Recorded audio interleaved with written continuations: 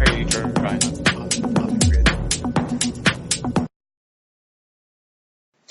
grid? Because I can.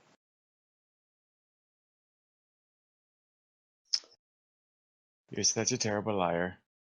And with horrible penmanship as well. Hey, I'm writing with a mouse that's moving very slowly. You shut your mouth.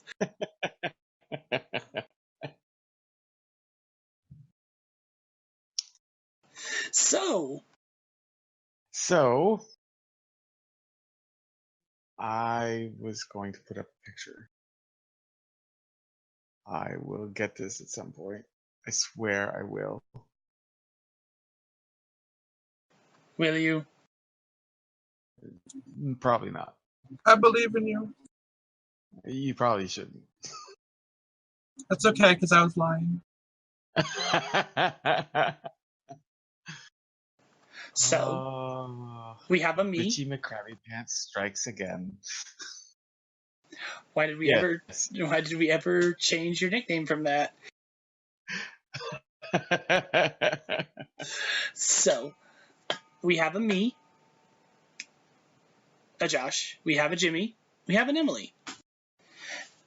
And we're going to be streaming a synopsis of basically what me and Jimmy did while we were playing in person, while I lived in San Antonio, with Star Trek Adventures, with color commentary from Emily. Yes, and this is probably the wrong file if I for feel me. like it. If you feel like it. What do you mean if you feel like it? No. You've been roped into this. Plus, you're mean to me, so that means automatically you have to play. Oh, snap. I do what I want, I'm grown. Okay.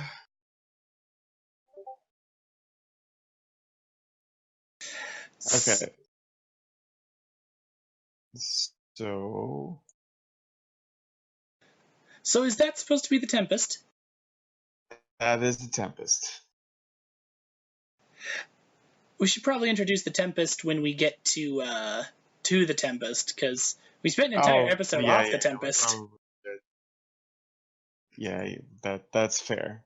Hang on, I'll fix that.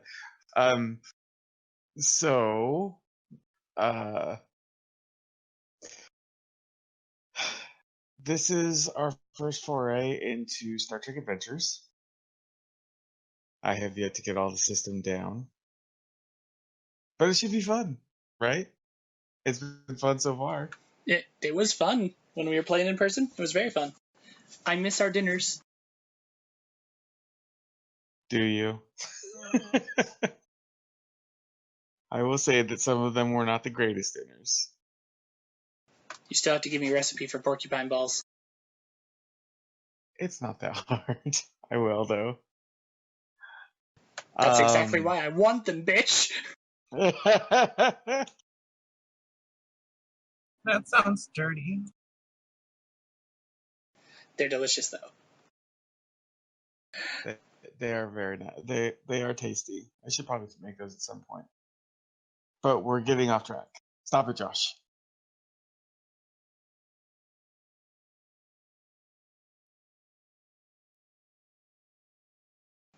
I stopped and everything went quiet. Oh no. No, it's okay. I'm looking for a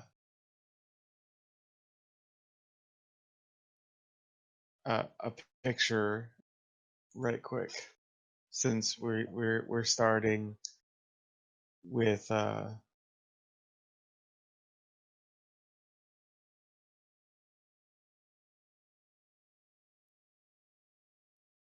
view image. Oh, that's fucking tiny. Oh well, I'll see if this is gonna work.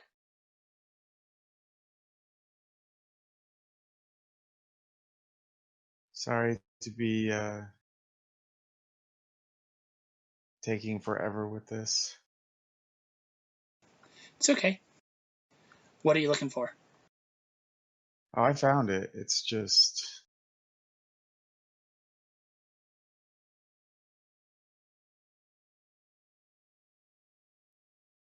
Ah, yes, my friend. So, since we are showing the ship that we're talking about that we started out with, and it's a JPEG, I don't care. It's not like nobody who is familiar with Star Trek doesn't know what this is. So maybe we should go into the characters first, and then the adventures, and as we're going through adventures, say what happened in each one, Sure. and then yeah, let's do that. So first, Josh, why don't you introduce your character since you're actually here? Okay. So, Ensign Che. We were introduced to Ensign Che as the pilot of the runabout when the episode began. Che's backstory is that he is from a large metropolitan Cation colony from worlds still unnamed. I'll probably destroy it before we ever name it. It's true. You've already blown up my homestead twice. Both times off screen. I know. But his backstory is that he was raised very rural. His family basically attended or provided luxury goods that came from a large plot of land that they owned, a forest specifically. They'd cull the wildlife and sell the byproduct. And this life was fairly idyllic until that one day when the Farazan nation attacked. Hashtag memes. And bombarded the forest and the homestead into a big crater. I mean, I know what you're going for, but you mean that wrong. And I don't care. Love you too. Now, so Che, after this, spent some time as a refugee with his family, and he was about 16 at this point, so a couple years of being a refugee, and he joined up with Starfleet, largely to stop being a burden to his family, and to maybe try and sort himself out as an individual a little bit, as opposed to a member of the family unit.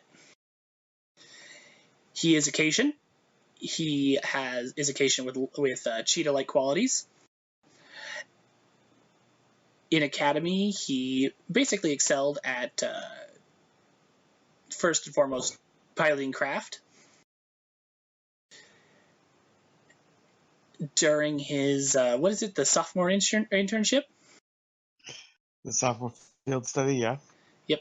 He was serving on a ship called the USS Potemkin, or Ptolemy. It was Potemkin. Potemkin.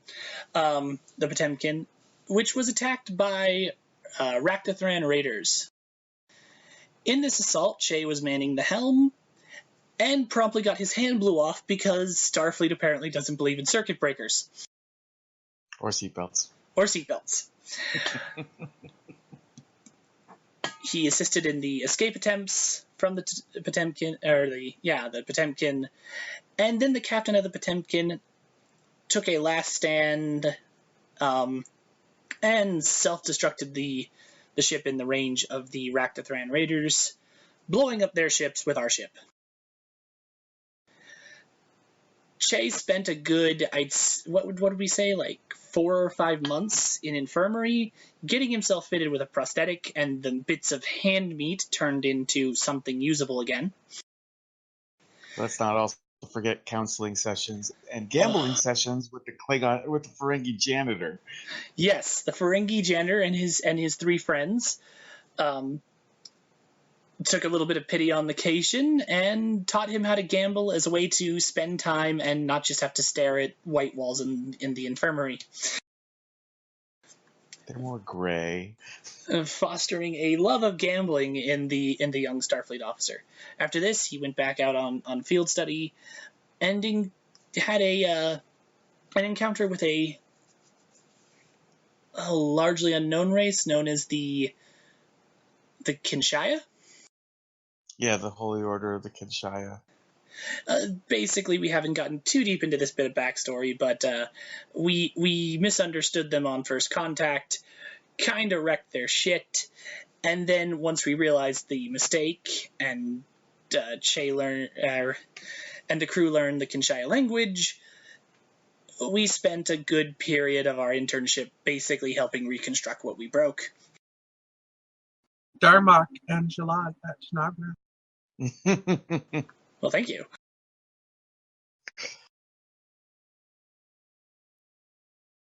Yeah, and I think that brings it to Ensign Che, the helmsman of the Tempest, where we were introduced Yes. when he was basically picking up crewmen before regrouping on the Tempest. Next, we had crewman Thylic Chizines. He was going to Starfleet Academy. During his sophomore field study, he was also on the Potemkin. He was also very fortunate enough to survive that experience.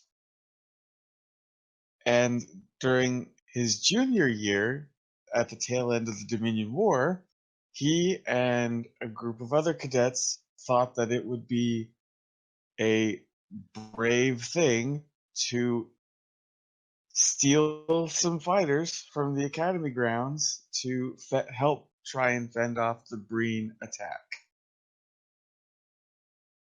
on Earth. Cadets died. He was expelled. Not wanting to give up the ghost on a Starfleet career, he decided to become an enlisted personnel. For the life of me, I can't remember what his second major event was. To be honest, I don't either. I don't think he recorded it on a sheet. To be fair, Thylic was not the most developed character. So, and that pretty much leads us up to him being assigned to the Tempest to the engineering department, and also on the runabout with Che, and they were friends because Chazines helped Che to safety. Yes. Well, they were kind of friends before that.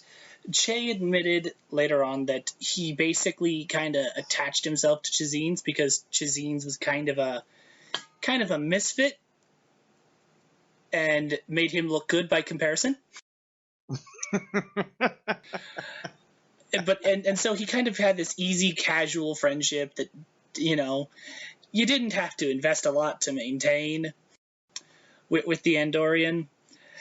It wasn't until the actual attack on the Potemkin and the fact that Chazines came back and hauled a despondent, traumatized Che out of an empty escape pod bay that they actually were. He was like, no, this dude, I'm going to be loyal to this dude for life.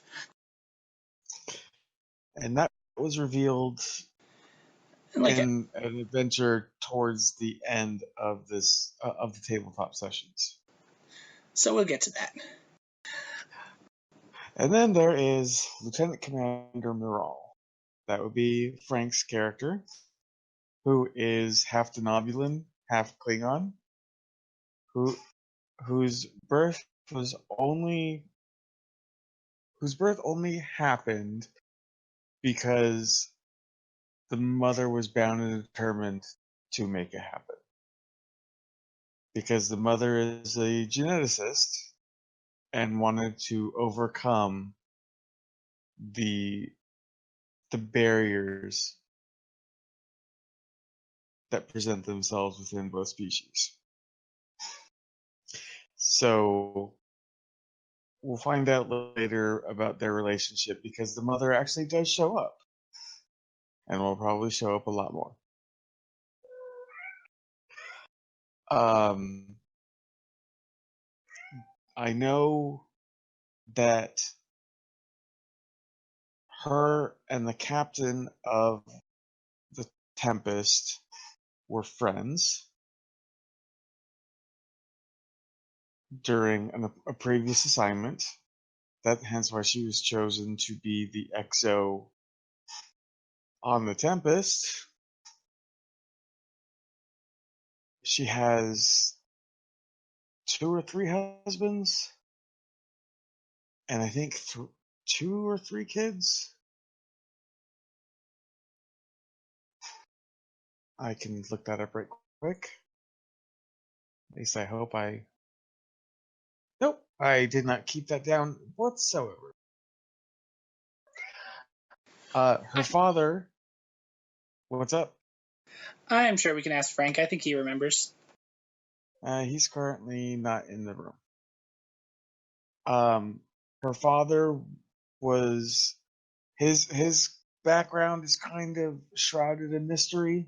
He's technically a son of none, so he claims no house within the empire.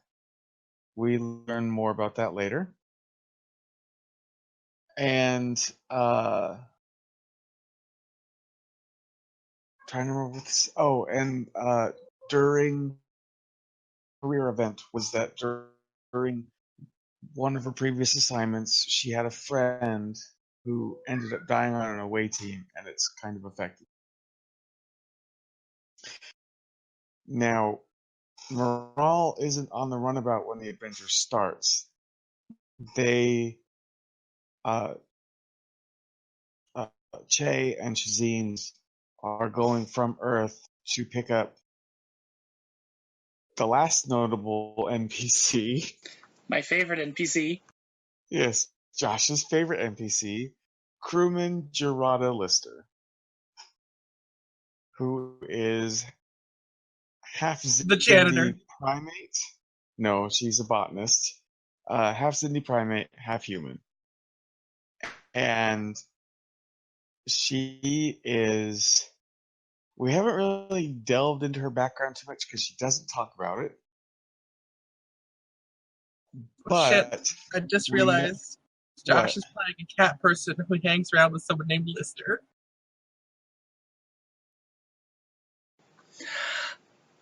Shush your face. Wait, I'm not getting this Red, reference. Please elaborate. red dwarf. Oh, okay. Yeah, the main character's Lister, and one of his best friends is the cat. Okay, I do remember you saying that the main character was named Lister, Yes. but since I have not seen Red Dwarf, I wasn't aware there was a cat person. Well, he's human mostly. He's Oh, he's okay. uh he's a descendant of Lister's cat, Who after Frankenstein. who after a million years has evolved into a mammalian life form who just looks mostly human, except he has fangs and cat-like mannerisms. But I will say, Shay is not as flamboyant, and Lister's not a screw-up. So, No. What is known about Lister is I don't know if I said it in game. She is a descendant of the guy who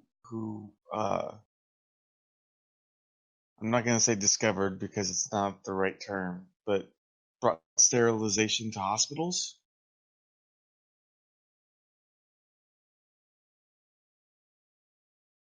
And she's she's a she has been a disciplinary problem in the past. which is probably Nothing Wink, wink. nothing major, just she's not very cordial. She speaks her mind, and she's not very into social norms. Wink, wink again. Um, so with the character introductions out of the way, Josh and Darby, or Che and Darby's character, it doesn't matter. Anyway, Che and Shazines go to Rigel 9, which is an independent trading post. And while going to pick up Lister from a location that they do not know, they leave the runabout unguarded,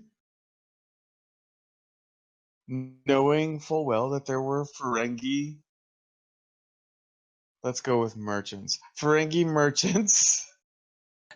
Hold on. Uh-huh. You're missing a whole heap of details here. Specifically, Lister was supposed to meet them at the spaceport. She was Oh, not that's there. right. She was not there. So Che and Shazine are like, okay, well, we're just going to have to go find her. So they leave the runabout, do some questioning around the spaceport of various individuals, meet these Ferengi. Che actually kind of has a fondness for Ferengi, so he trusts them. Well, there's your problem. And Shazines doesn't. Oh God, I don't even know what was going through his head. Doesn't matter. So we get information that yeah, she kind of went to one of the nearby gambling halls. While there, Che realizes that there are a bunch of Farazan, so he's like, considering the tensions between their race and my race, I really shouldn't travel alone. So he takes Shazines with him and trusts that the defense systems on the runabout will be enough to, not let people inside the runabout. I asked this question specifically of Jimmy. He's laughing because he knows he's a dick. So we go find Miss Lister. I took advantage of somebody who wasn't aware of Star Trek lore. Yes, he did. He's a naughty boy. So we find Miss Lister in one of the gambling halls. We let her finish up her round of Dabo, and we go to the runabout to find it's been torn into. Its security systems have been bypassed. The door is open, and they stole our plasma coils. Plasma injectors. Injectors. Sorry. So, I forgot to mention, Gerardo Lister, much like Che, is also an avid gambler. So we use some of Lister's winnings to buy ourselves some new plasma injectors and get on our way, pick up Moral, and report the theft to her, being our XO.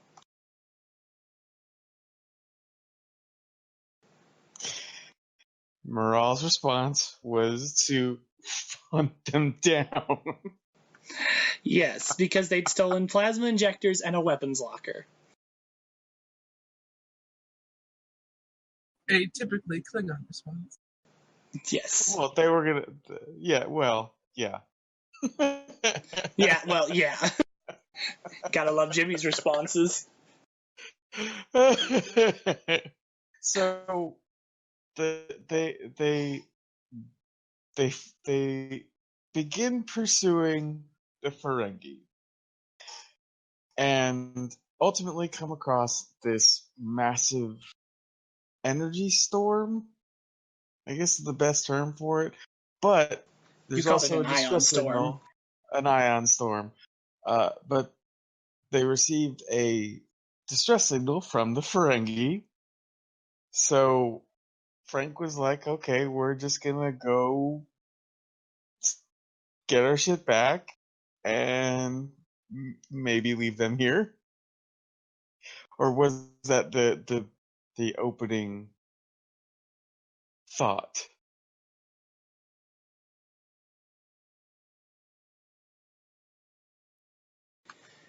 Yep. And so into the ion storm we went. Well, in the middle of this ion storm, there is this massive station, and it is generating the ion storm. This adventure, by the way, is called the Citadel. I thought it was called the Space Station of Doom, No. or as I liked to call it. No, Josh, no. Don't make me sing it, Jimmy. No, Do Josh. it! No. Do it! I started Do referring to it! it as the Space Station California. Because you can check in, but you can't never leave.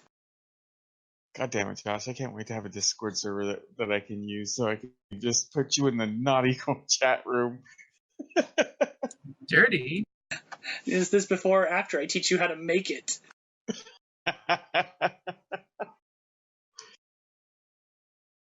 So yes. After. So yes, we get to the space station and we find the floating Ferengi ship, obtain our weapons locker and our plasma coils or plasma injectors. Was the ship not in a tractor beam as well? Yeah, it was tractor beamed to the station and just kind of floating there. And The Ferengi ship. we beamed over to there and we took our stuff back. Yep. This is when Che was like, technically at this point, Commander, mission is accomplished. Hang on a moment. Yes. But then, that's right. And then it was basically, we'll leave them here. Che put it out as he didn't actually want to leave them there because it was obvious that their ship had suffered some form of malfunction. But at the same time, he felt it only logical to turn to the commander and go, we could just leave, right? What? Yeah, it's not a. You'll find out that Jag has a lot to do with this crew during this season.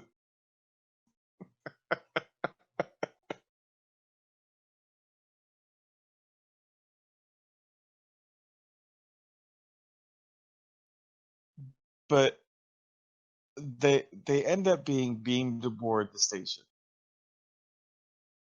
after their runabout was tractor beamed, because I don't think it was tractor beamed at first. No, it wasn't. Che and Moral beam over to the station to try and find the Ferengi and help them, and then the ship or the station automatically tractor beamed our ship and beamed Shazin's over. And Lister. And Lister, who was also there, yes.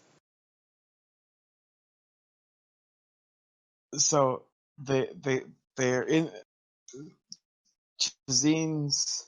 Wasn't everyone weren't even you and Moral beamed into the quarantine chamber?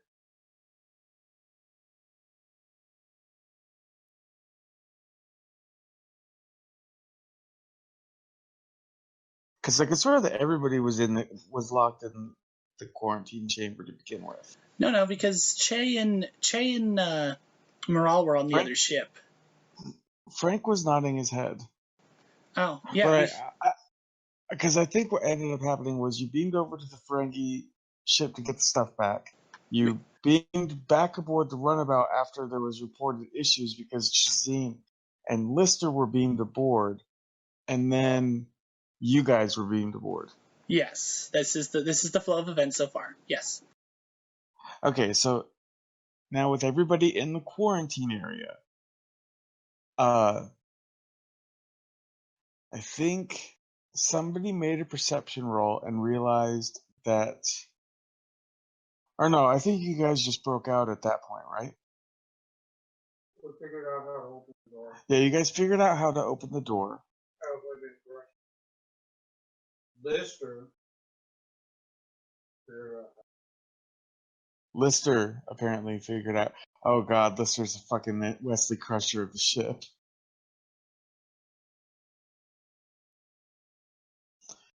Right. This is when Lister and Shazine got in that big fight, and because Lister revealed that her boyfriend had been one of the cadets, and they came to blows over it. Yeah, and she won that fight because Darby's rolls are shit. It's not even because Darby's rolls are shit. Darby's character, despite picking traits that would make him a melee combatant, doesn't have any ability to do melee, and yet he insists on trying. I think he needs to get a 9 or less on a d20 in order to actually successfully melee. Yeah, his chances aren't good.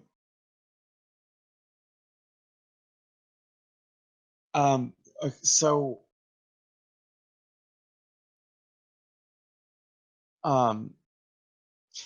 sorry, but they get out. They find out the station is a cold storage for some virus that killed out an entire species.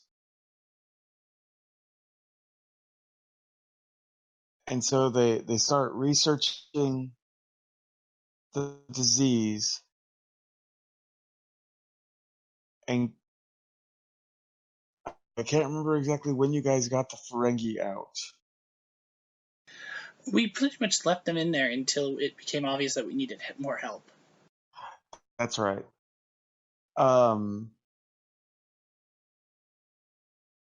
So they find out about this virus.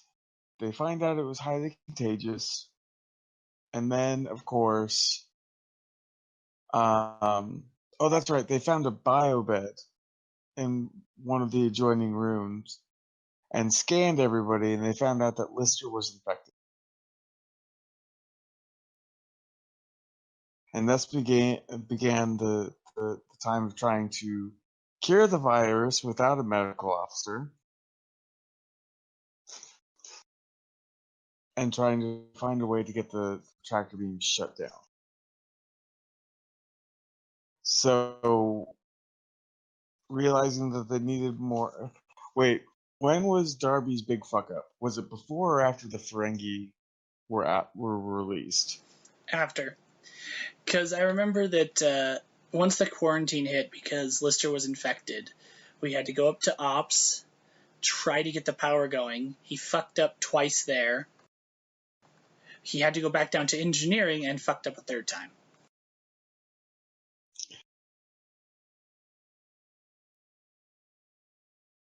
That's right. And I know that down in main engineering. Oh no, it was up in ops. Up in ops, he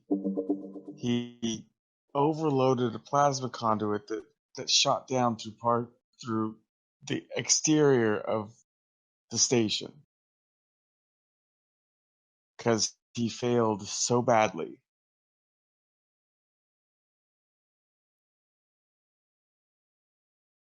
Because he's a wonderful engineer. And I think at that point when the plasma conduits exploded, that's when he deactivated the cold storage, right? Because that's when things started really hitting the fan. Yep. Because yeah. The station goes into quarantine mode and activated their last acquisition before the entirety of the species went extinct. And that was an Echo Papa. Do you remember that episode, Emily? No, I don't think so. It was the first episode TNG where they're fighting against this drone that keeps adapting. Oh, and it turned out the station was just like was like some kind of alien life form. No, it was just like a testing ground. It was like a car lot. Like, oh, this is what you get if you buy this. Okay, that wasn't the first episode of TNG. No, I said it's in the first season. Oh, first. Oh, sorry. Okay. No, it's okay. Yeah, okay, I got you now. And so not only did they have the Echo Papa after them, but now they needed to figure out a way to cure the virus. So through a law, so they released the Ferengi and managed to convince them to help them. I can't remember exactly what was used as barter.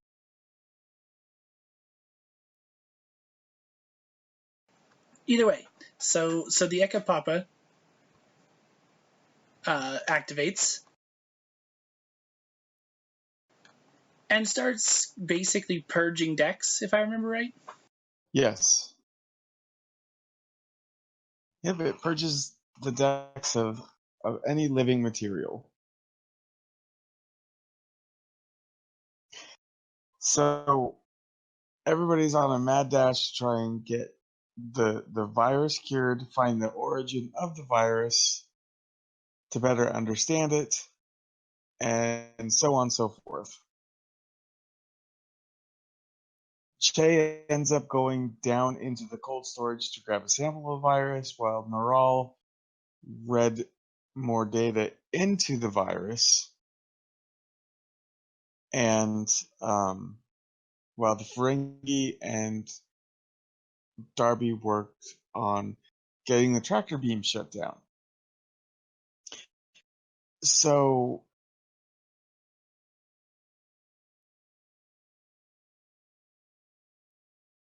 ultimately what the story was that this species was killed off by an alien encounter that they had no idea who they were, but it was essentially a Warp 5 vessel from Earth in Starfleet, and essentially the virus was the flu. The space flu. So after creating the vaccine, they managed to lower the tractor beams, but in one last monumental action of stupidity, Darby shrieks the safe zone around the station to where no ship can ever get close to the station again.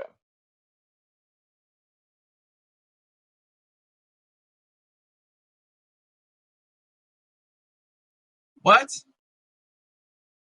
The station was generating a storm, and it had like a safe zone.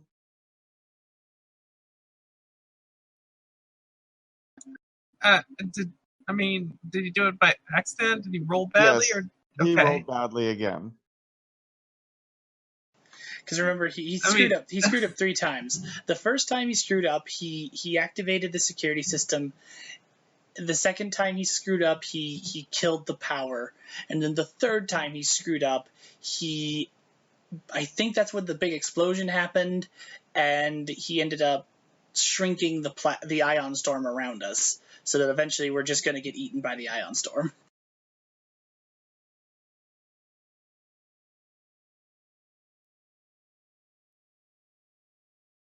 I mean, okay. What? Yeah, I don't know. Just a lot of bad rolls, I guess. That is what Darby is notorious for. And also trying to repeatedly fix things when he should really move on. Anyway, so luckily, with the help of some Ferengi, with the Ferengi engineer, we managed to get the stuff fixed up. The problems resolved. Lister cured. Our stuff back. Oh, I traded the cold storage suit away for fun. I think that was I traded away that I in a think that single. was the fee. Yeah, I think that for the fee for her helping was the cold storage suit that I was wearing, and the fee for their medical officer to help out with Lister was a single gold plus platinum.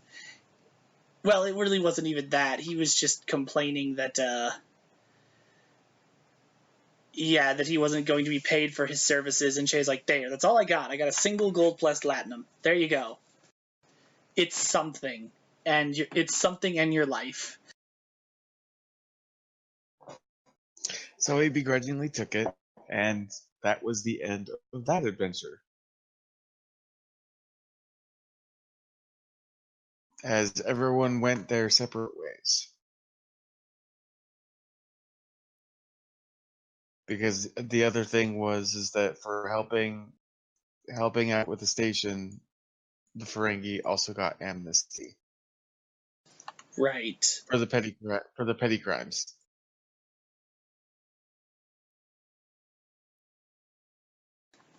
And then we went to the Tempest, where there were words to be had.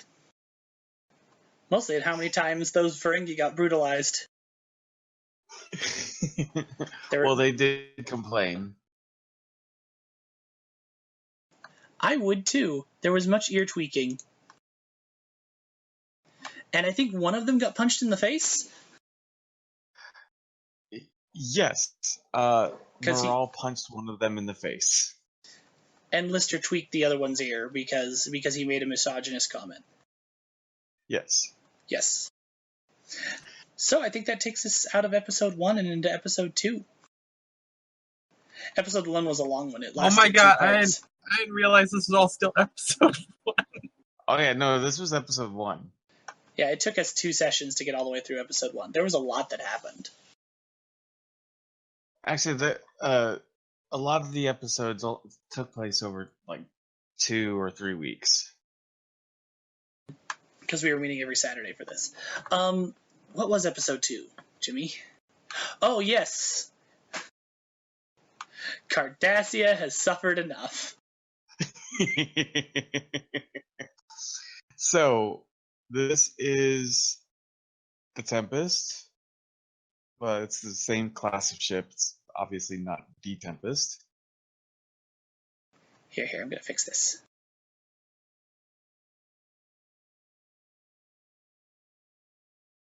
What are you going to fix? Just keep going. Describe the episode. Okay, so after meeting with the rest of the staff, we got to meet Captain Atan, joined Trill, and to kind of riff off of Gilligan's Island and the rest. Because in all honesty, with only 3 players, I didn't really want to play every other senior officer. So a lot of the adventures kind of took the players away from the ship in some fashion. The Tempest, this adventure was called In the Ashes of War, and they were ordered to report to DS9 for supplies to offer aid to Cardassia. I have a question, actually. I don't know if we covered this tonight. What time period does this take place in? A year after the Dominion War. Well, technically, it's 2376. So yeah, a year after the war.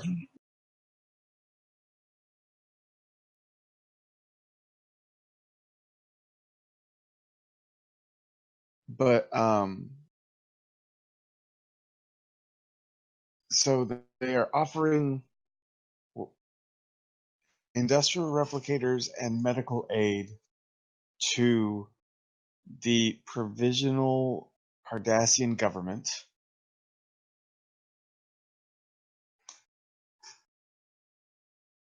And almost immediately, Josh is abducted,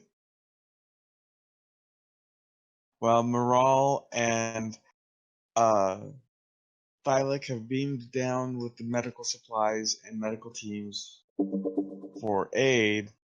Josh needs to take the industrial replicators down via shuttle and is abducted by Cardassian terrorists that believe that they are still part of the Dominion.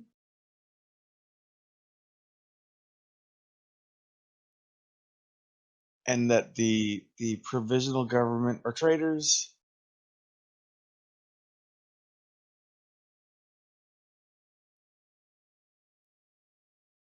And they're not super developed in this adventure. Sad to say.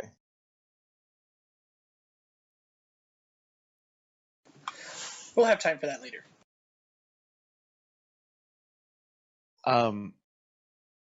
But so Jay's abducted and interrogated. And there's this interrogation like a sassy asshole. Yes, he does. So while down on the away team, a small Cardassian boy comes up to Chazine's and instructs that his family needs assistance with, I forget exactly what it was. I think it was like replicators or something. Yeah, something like their food went out or something like that. Yeah, it was some engineering problem. So Chazines follows him without telling anyone.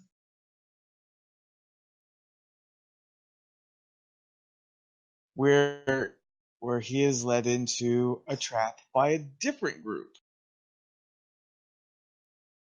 This one being made up of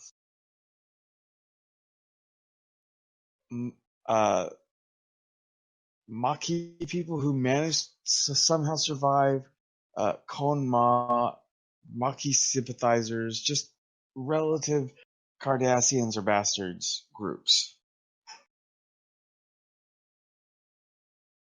And is kidnapped. And the Cardassian boy is executed.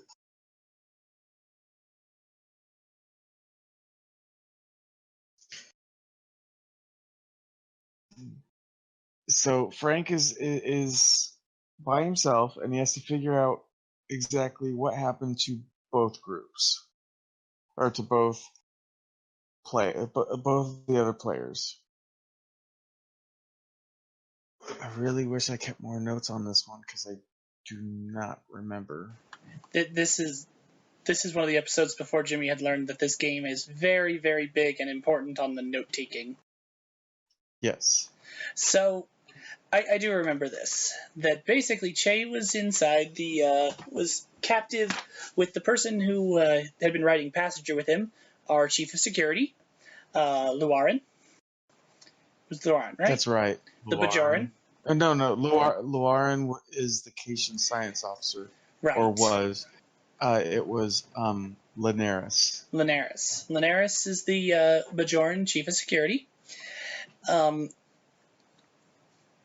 And they're the Cardassians are trying to get them to hand over the codes to the ship, because even though the Ferengi can get into it no problem, apparently the Cardassians can't. Meanwhile, like he said, Chazine's been kidnapped by the Maquis, or a Maquis-like faction, and Moral has to figure out where these two individuals went. She does some digging and speaks with the head of the provincial government. The liaison with the provisional government. Her name is Celine Rosette. Yep. Who basically figures out that I guess her father's involved with the True Way individuals. Yeah, the Cardassians still loyal to the Dominion are called the True Way, and her father is the leader of it. Yep, and she basically tells Moral where to go. During this time, we find out that the chief of security, one of her pips on her collar is actually an active grenade. Well, it's a material that when energized creates an explosion. What's it called, Jimmy? Nitrium. Yes, she has a Nitrium pip on her collar. So we brace against the walls, throw that at the door, and blow it right open. Or on the energy field and blow that sucker right open. And Che and her escape. Little did we know that 3 floors directly above us, Moral is meeting with the True Way to try and get us back. And that erupts into a firefight. So Yes. Moral and I think 6 security forces, 6 red shirts, engage in a firefight. A firefight which brings down the ruins that they're in, killing 4 of the Ricky red shirts. Sounds about right. Che might have also helped by blowing a few things up, because again, Starfleet doesn't believe in circuit breakers. So as I blow things up below, with my new Cardassian disruptor rifle, they blow up upstairs, leveling catwalks and things like that. And we end up emerging just as Moral's about to head down, and we go, oh hi, Commander. So Jimmy, what has the Andorian been doing the entire time during this?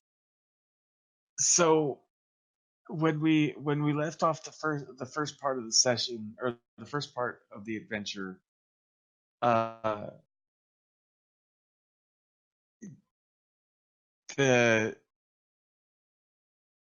it's revealed that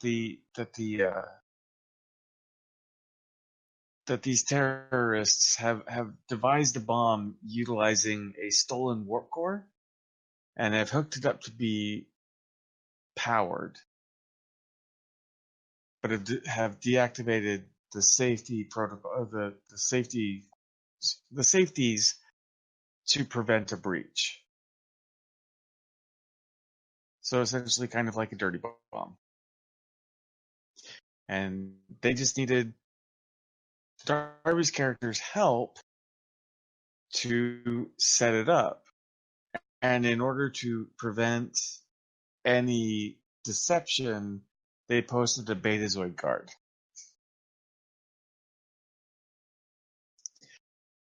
So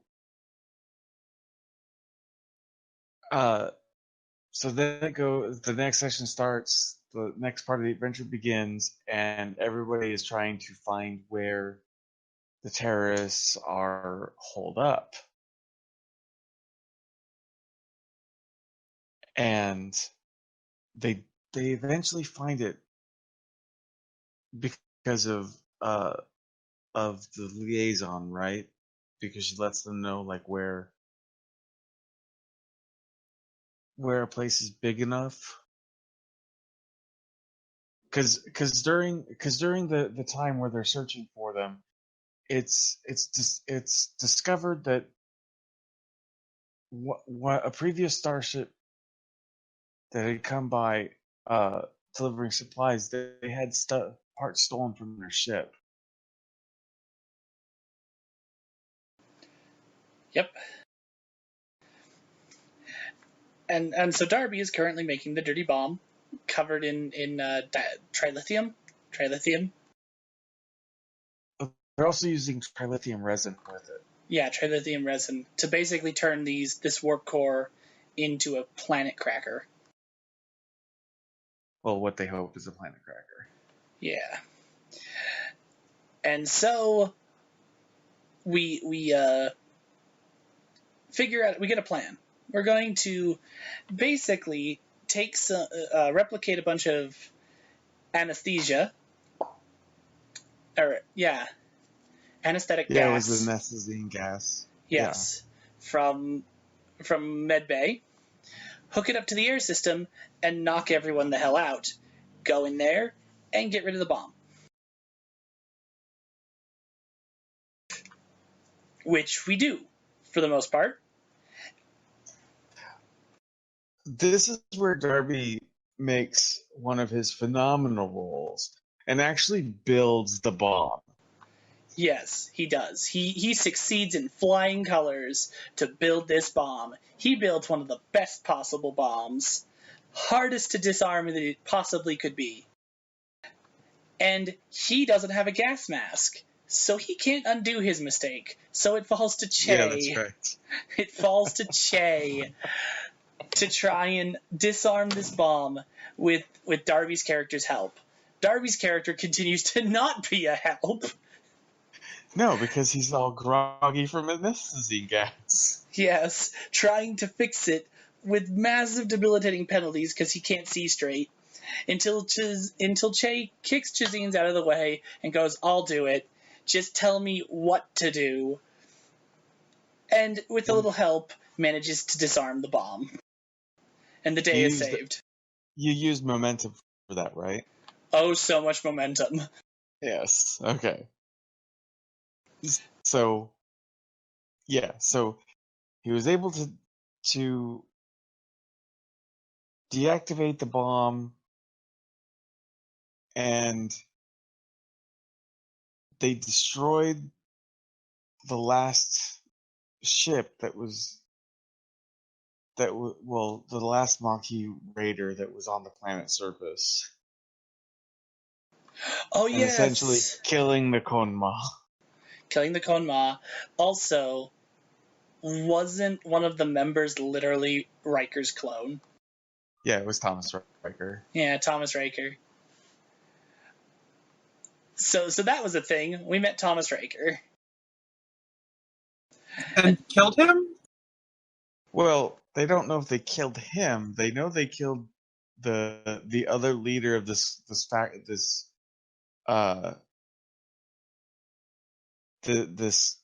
terrorist group. Yeah, A Bajoran woman. we collapsed a. Didn't Moral collapse? Because Moral was handling that part of the assault.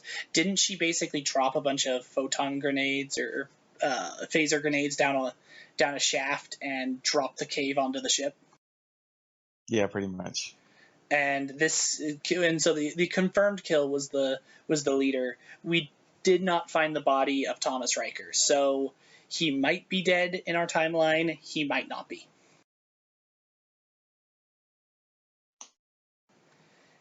And that took us into episode 3, the bottle ship episode, and one of the longest episodes. But one of the best episodes. But one of the best episodes. The one where Jimmy wouldn't tell us the title of the episode until the end of the episode. Yeah, because I couldn't. It would give it away. Basically what happened is Jimmy, the episode begins with Che receiving a letter that basically the new homestead his family has set up on the Cation homeworld, considering they couldn't go back to their original homestead, has been, like, because of all this stuff with the Dominion War, the Farazans took it as an opportunity to resume conflict with the Cations. Conflict. Yeah. Yeah, because the Cations refused to step in on part of their war. I think the Cations' neutrality was the reason, correct? Yes. Yeah, the Cations retained neutrality in a conflict between the Farazans and Lyrans. the Lyrans, and so they basically took their neutrality, and the Dominion War is a excuse to resume conflicts with that species. My species. And so they bombarded the homeworld, and my family once again are now refugees.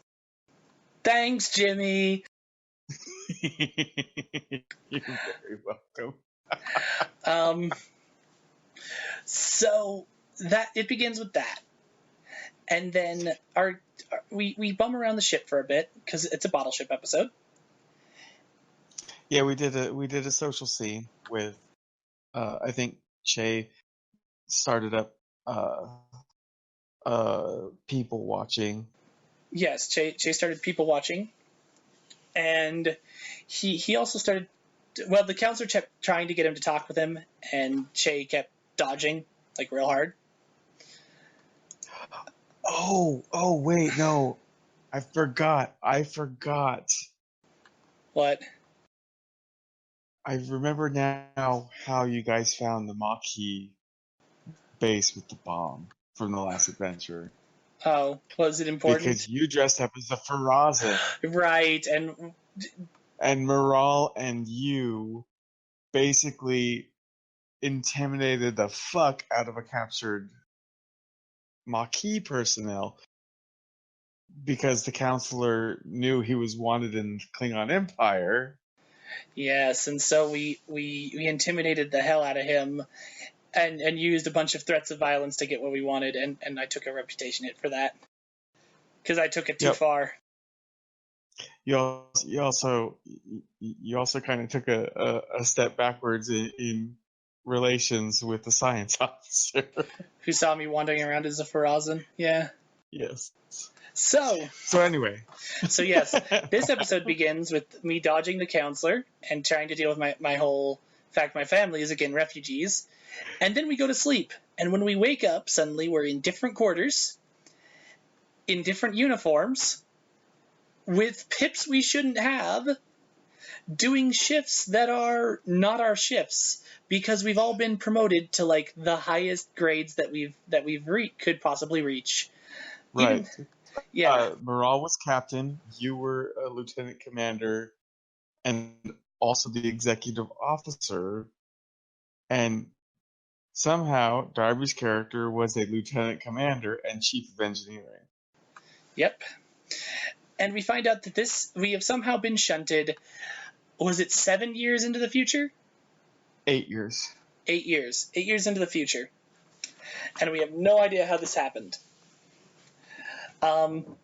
Thus begins us trying to figure out how the hell we ended up in this temporal loop, or this temporal forward jump, alongside being tasked with the fact that in this timeline, apparently, the Farazans are now in a full-fledged war with the Federation, and they're grown exponentially. They now have the ability to produce dreadnoughts, and they're attempting to get the Gorn into an alliance with them through acquisition of a weapon. What was it called, Jimmy? Oh, the Vacus. The Vacus. Okay, and that pretty much concluded part 1 of this. Part 2 began with Che in the holodeck trying to relieve some stress with games, specifically playing chess against an AI opponent who literally took the form of the Grim Reaper. Che is very bad at chess. And finally flips the table on the chessboard and challenges Death to a different game. Arcturian battle cards. Leading Jimmy to stop game and go, Josh, did you just Yu-Gi-Oh my Star Trek? And I said yes.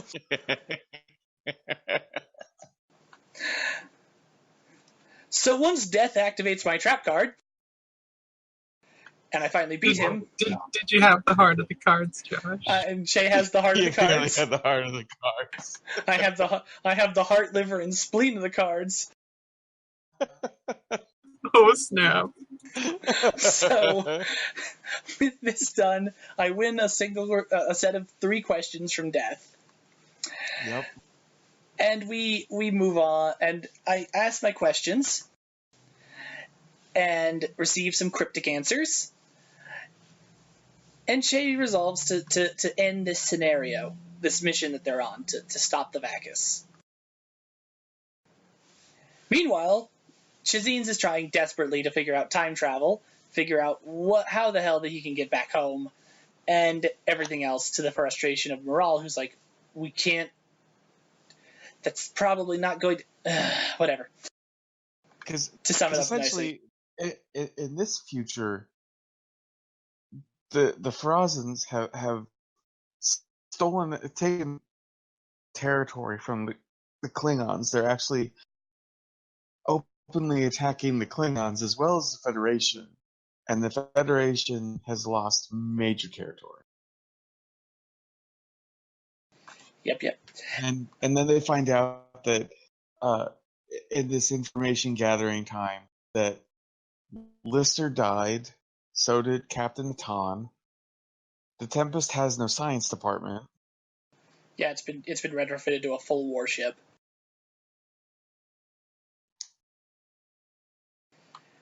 And Also, basically, we find out that everyone who we care about on the ship has in some way been claimed as a casualty of this war.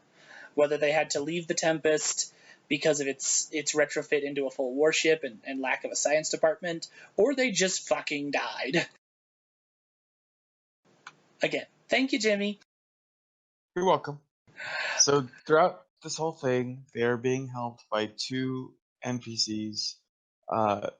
Lieutenant Commander Rogers, who is the Chief of Security, and Lieutenant Quinn, who is now the Helm Officer.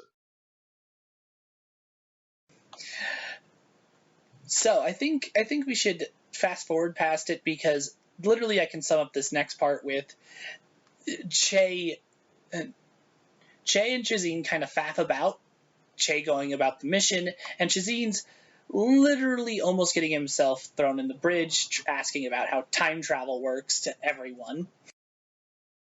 Yeah. And Moral getting steadily more frustrated with Chazine's. Because he's focusing completely on traveling back in time. Yep. Rather than the mission that we have in front of us. That we need to complete one way or another. So, we finally get to the Vacus. Che ambushes and we remove some Farazans. We get down to the Vacus and find the true nature of the device. Well, you're cutting out a huge portion of this. Okay, what was it of significance? The Lyrans. Oh yes, we learn Che has that one thing happen where he learns that his race is entirely wrong about the Lyran species. They are not barbaric savages. They're actually pretty nice people who are currently helping his family in this timeline, making him spend the rest of this adventure questioning, have I been wrong in all my held beliefs? But it also introduces a new NPC into this, of Tias, a woman of unknown origin. She is not Lyran, but she serves with the Lyrans. Right. Oh yeah, because we met the Kinshaya ship. Yep. You had that hour-long preparation before dinner. Yep. And we meet this NPC who comes to serve aboard the Tempest as well. She's as a weird. liaison. She's kind of odd, and no one quite understands her.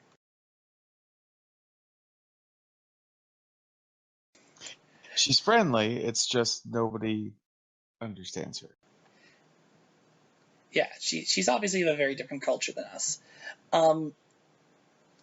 This comes into significance at the end of this part 2, when we try and get friendly with the liaison. Che does. Gets invited to a little bit of a celebration or a drinking thing with the current captain, Captain Moral. Drink some blood wine, get drunk, and then once we're all good and drunk, this NPC drops on us. So, what time are you from? No, it was, why did you bring me here? Or yes, why did you bring me to the future? Why did you bring me to the future? And that ends in the dun dun dun moment and takes us into part 3. Now we're to the Vacus.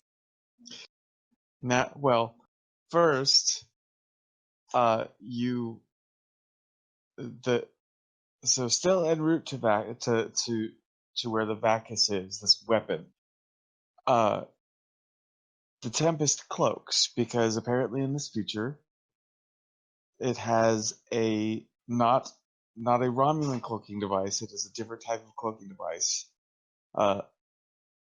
It's essentially a crystalline resin that, when energy is funneled through it, it essentially cloaks the ship. This is how we get behind enemy lines. So, anyway... And Jimmy, what happens to this wonderful new Federation cloaking device? So, Darby, while researching time travel, decides to go to the holodeck. And he is he has looked up every form of time travel that has ever happened, where he runs across, and while he's doing this, he runs across death. And why does he do this? Because apparently Josh didn't deactivate the program. At least that's what Death says. Out of character, why does he do this? Because he wants to play a game. Yes. No, I meant Darby specifically, because Darby has a theme that emerges at this point. If it worked for one player, it'll definitely work for me. That is true. So what does he do with And death? so he plays he plays a game of chess with death. Was it chess? It was chess, right? It was chess. Che was the only one who broke away from the chess thing because, again, Che finds chess table-flippingly awkward. Oh, okay. I remember what it was. There was the whole thing of I will answer 3 questions, and then Darby goes, and if I lose, Death goes, I'll make something interesting will happen. He says something interesting will happen. So Darby agrees, knowing full well that you should never play against any character that leaves a vague, open-ended statement like that. So he loses the chess match, and as a consequence, he is called away to main engineering to find out that somehow the power system for the holodeck bridged into the power system for the cloaking device and overloaded it, essentially frying off the crystal and resin from the hull. Emily, you were actually here for this. This is when I literally went on Discord and went, guys, I know how to fix the cloaking device. All we need is a bunch of mirrors. Yeah, that was. Yeah, I remember that. This was happening in real time. I was on my phone Discording this as he suggested it. I mean, it could work if you were like a 5 billion miles away and looking at it visually through a telescope. He spent so long trying to fix this cloaking device. When it was obvious that Jimmy's something interesting will happen will just be your ability to move safely through enemy space has now been removed. Because the only way to get that resin back is to go to Space Dock and have it reapplied. Yep.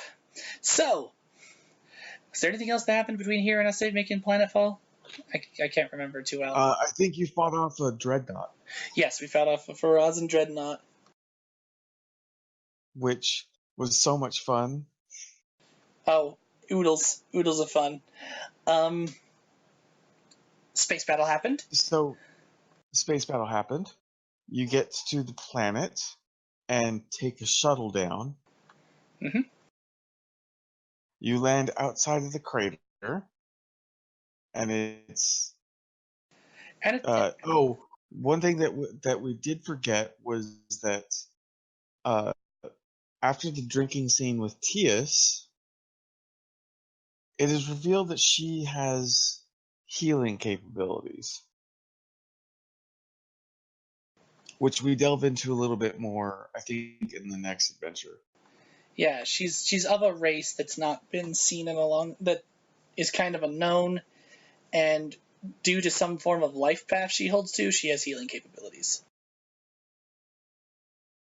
But she's being really cagey about it too throughout the entire episode. She doesn't want to tell us anything. So So we find out that they run into a group of Gorn / Farazans.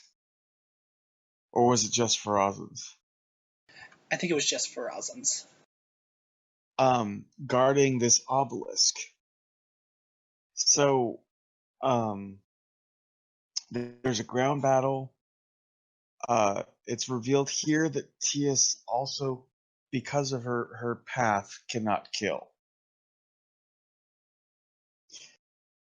So that fight happens. You guys get into the obelisk, and they take an elevator that goes down. I think it was about a mile, right? Yeah, about a mile down into the planet's crust. Something like that.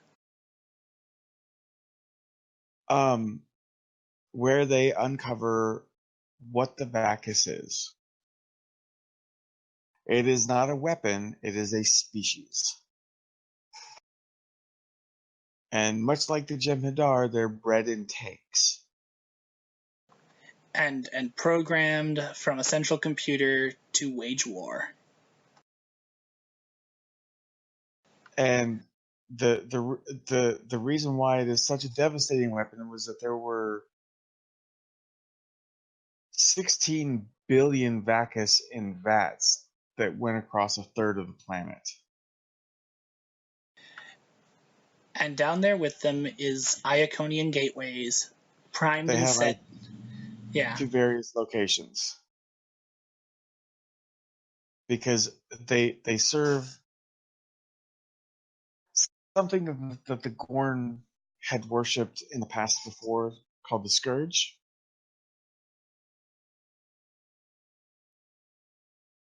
And they are apparently some sort of, like Q's, judgmental assholes that never find anything deemed worthy of surviving, and they just wipe things out. Think of them kind of like the Reapers from Mass Effect.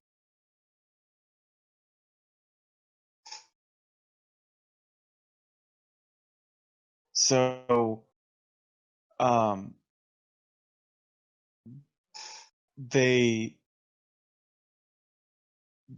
realize as more dreadnoughts are coming that they need to destroy the Bacchus, but the only way to do that is to overload the systems, which will destroy the planet. So after a few scrambled hurried attempts to try and find something that they can do to where they don't die, they bit the bullet and were like, we can't safely get away. So it's just to overload everything. So they do. At which point, the program ends. They find themselves in the holodeck. They've been there for 2 weeks. It is Tias is still with them. What were you saying? This is when Josh is about to flip the table. And standing with them is Lieutenant Commander Rogers and Lieutenant Quinn, who reveal themselves as Q. And all of this was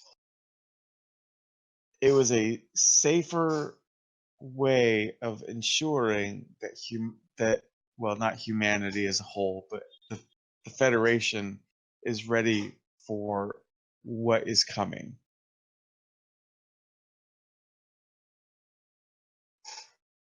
Did you punch him? When Death appeared behind them as the Trelane Q, yes, Che almost punched him. Not out of like a frustration. Should have punched him. Not out of faced a frustration, but rather just because that dude appeared behind him really suddenly. And you really don't pull that shit on a dude who's part cat. Just should have pulled a full Ben Sisko and just punched him in the face. Yeah, you should have. Picard never hits me. I'm not Picard. That was one of the best lines. It was.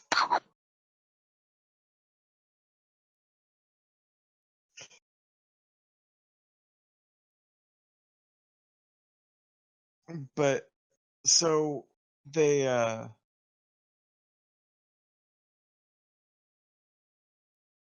so with this new traveler on board, they make a resolution after, embracing Lister against her will.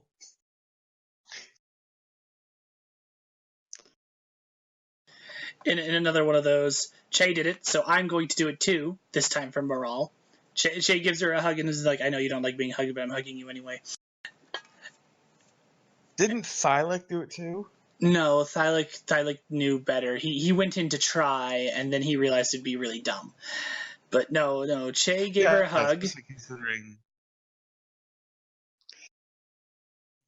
So they, so that was kind of the end of that adventure, with a vow to go to the planet to find out if this was all real. This adventure left Che reeling from the fact that maybe everything that the Cations have been telling him all this time isn't exactly true. Because they were under the impression that the Lyrans were a barbaric species, and they're not really.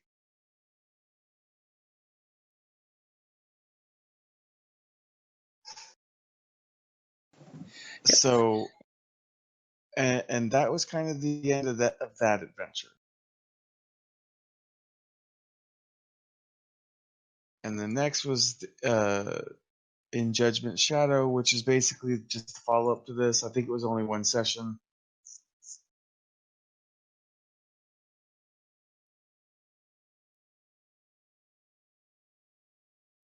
Because I know that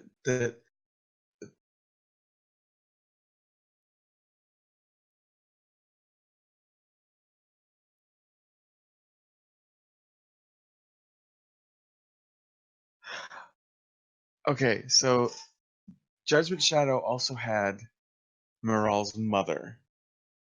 Oh, yes.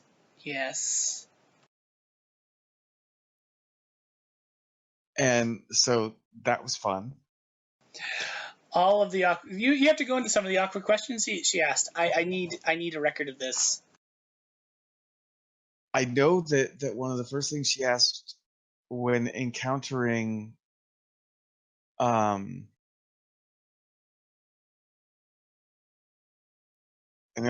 the Q and the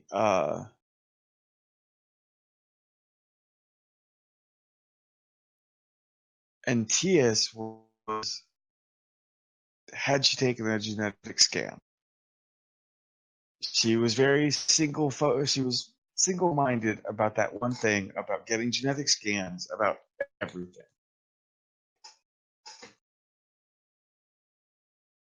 It's also this adventure that we find out about some potential drama between Moral's mother and the counselor. Because apparently the counselor had dated within the massive extended family of the Denobulan, of Moral's Denobulan side of the family. And we got introduced to a new game. Yes, we did. Because that was part card game, part American Gladiators. we need to probably go back for that one. Because of all this, Che's been seeing the counselor. And this is actually where Che gets a lot of his really good roleplay, which I cannot reproduce. Because I basically was improvising heavily and acting. And I can't just do that at the drop of the hat. So this is actually where Che's primary form of roleplay in this game comes, is when he talks with the counselor and like admits things. This is, I believe, also when he admitted that the reason his family was so rural and isolated, despite living on one of the largest, most metropolitan colonies that the Caitians had founded, was because his grandfather was a Farazan sympathizer, believing that the Farazans were in fact right, pacifism is not a good way, peace is not a good thing, and that their species does need to genetically modify themselves to for strength. This is a view shared by his father, who just took a lesser version of it. Pacifism is wrong, and not quite so much into the no eugenics and genetic modification, bitches. He wasn't quite so sold on that, and his father held those beliefs for most of his life until the bombardment happened, which kind of woke him up hardcore. So yeah, that's something that was admitted in this session, and showed that Che's own kind of fanatical devotion to his own pacifism, and yet why he's so problematic with it, comes from this. The more you know.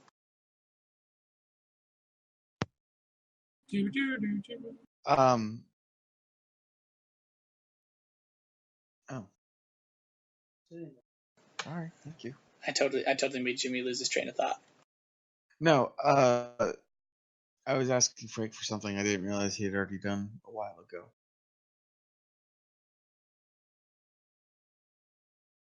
Just your face. Go away. Conceited much? I'm saying you love this. Okay, we are recording this, so go away. Fly. So that was a counseling session. That was Moral's mother. Because every Star Trek needs to have the eccentric parent. Isn't that right, Emily? I'm sorry, what was that? Every Star Trek needs the what now? Have the eccentric parent.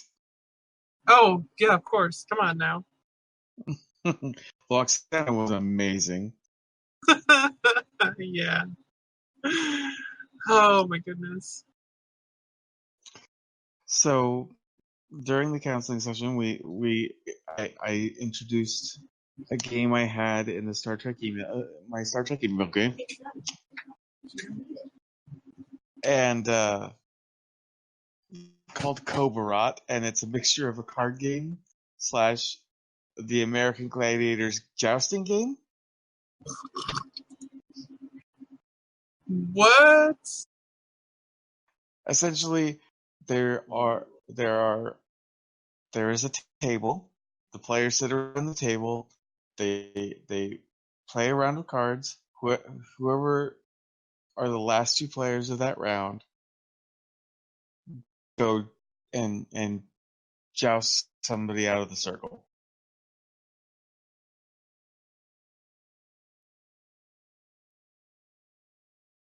It was fun. That sounds crazy. It was Well, it's crazy an and alien fun. species game, but it was fun. We shall have to when you start playing, Emily. We shall have to do it again. Yes. Okay. And so what was? Oh yes, we this was the episode where we went to go and confirm what the Q had revealed to us. Yes. Yes. So you guys, so the crew went to the planet after getting permission from the Gorn, and then they were the obelisk was there. They went down. Oh well, no. First off, there once you got down to the planet, there was an unknown energy signature that put TS on edge.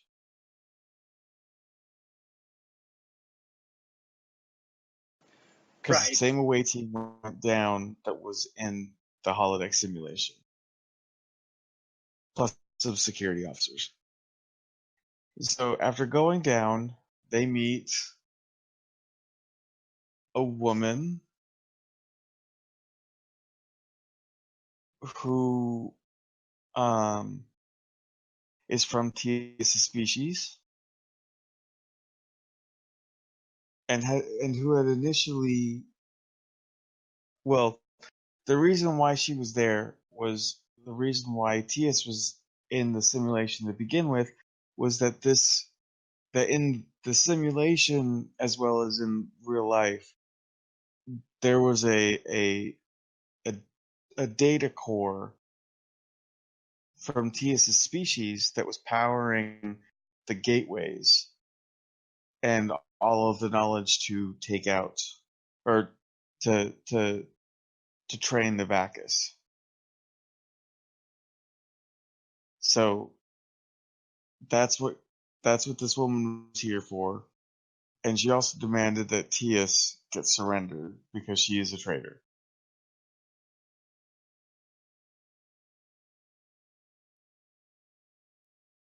Uh, there's a bit of negotiating where uh, the species is revealed to be called the Cryon,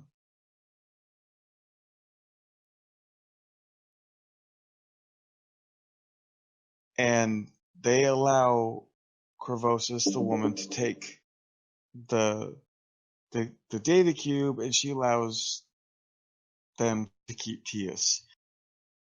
At which point, the crew scans the computers and finds out that the Vacus is entirely a real thing, but the facility was still under construction.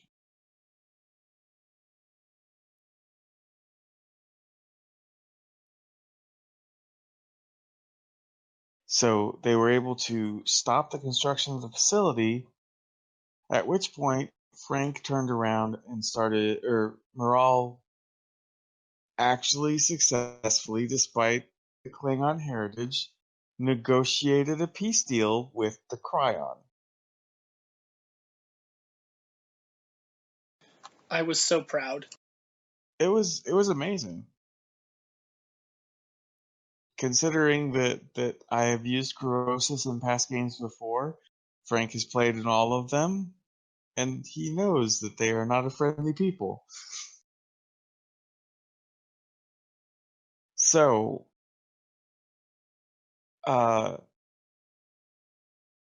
at this point, a peace treaty is made, and Corvosis tells them that she will select an ambassador to um, kind of interact between the two of them, the Cryon Imperiex and the Federation. So everyone beams up to their ships, and a little while later, the away team is beamed back over to the Cryon ship that had appeared in orbit. Their scout ship is what I say, like 4 times the size of the Tempest,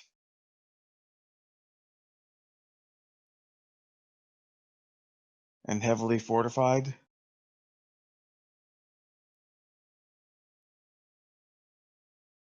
Josh? Sorry. I was running around, turning on some whites and grabbing some water. Oh, okay. So anyway, they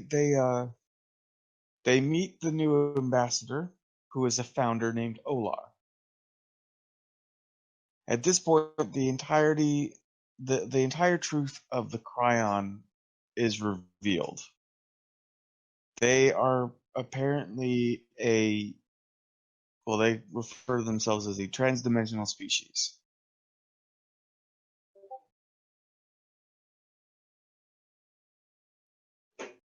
Uh-oh. What did you send me, Emily?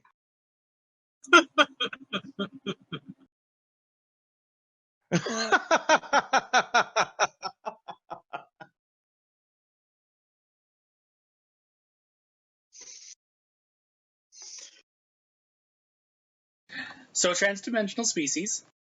And that this founder is not from this reality. She is from another reality where the Dominion were peaceful,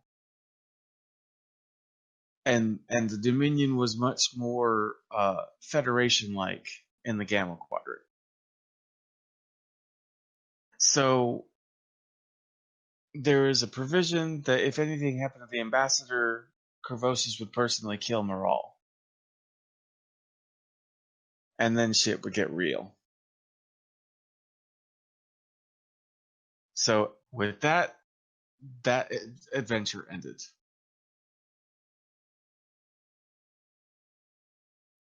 The next one was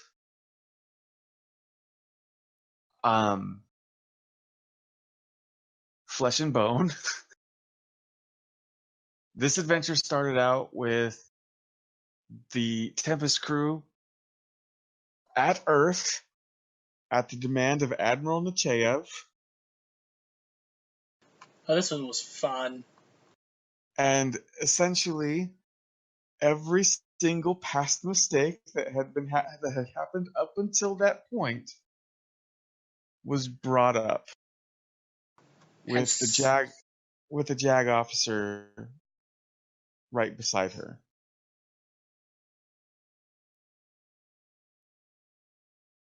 It was so much fun. Oh yeah, it was. Moral got bitched at. Chazine's got bitched at. Well, Chazine's didn't get bitched at that hard, actually. Like, No, he actually made it out the easiest. because The only thing that happened was the JAG officer just so happened to be the one that prosecuted him and got him expelled from Starfleet Academy. and so they basically looked him down and went, "We already know you're a screw up, so we're not going to waste too much time on you." At least that's the way I took it, basically. Yeah, they did say that if you mess up again, you're out. Yeah, in no certain terms. But Emily, you're familiar with Admiral Nechayev, right? With who? What? How? What? Admiral Nechayev. It does sound familiar, but I'm drawing a blank right now. She's the blonde admiral that's kind of a bitch to Picard. Okay, yes.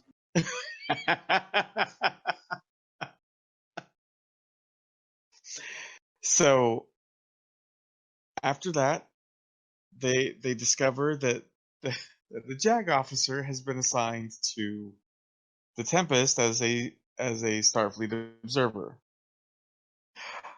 Or was that after this? No, it was this one.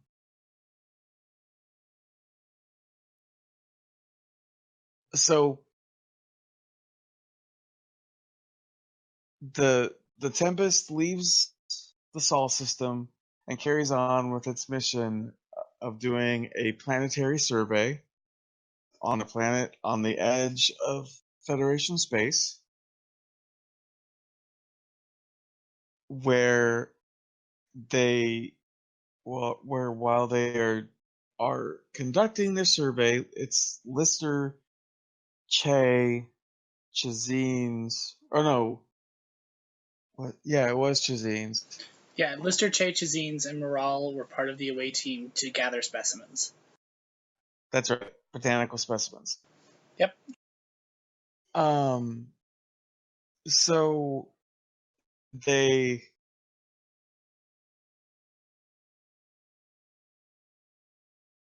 while on the planet conducting a survey, Che uncovers a structure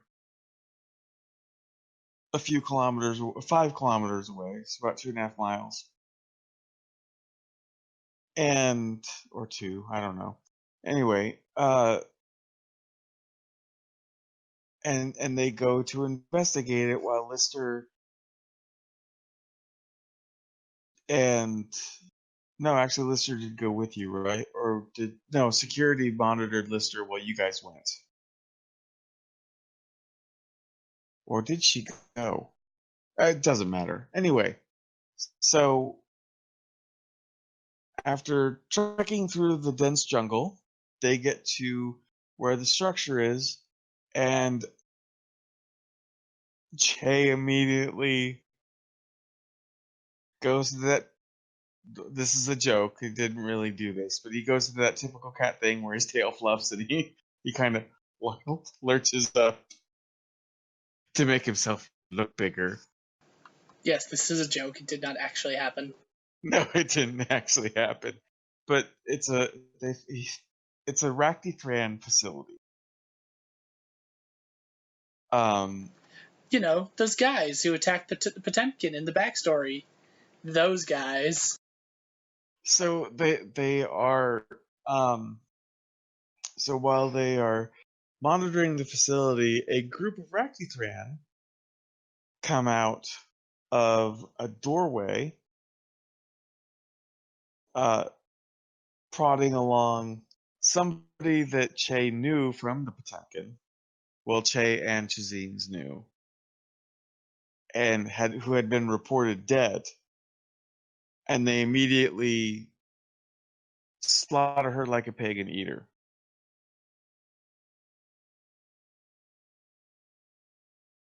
Because that's just how much fun the Ractithran are. It is here where one of the disposable characters vomits. Red shirt. Poor Ensign Fulmer. Oh, you Or recorded his Ensign name. no name. No, he had a name, Fulmer. He puked. Yeah, he was a science officer. So anyway, they all leave because they realize that this is what the Ractithran. Well, I don't think they knew what the facility was called until the leader said what it was, but they did know through tricorder scans that there were several Federation citizen life signs.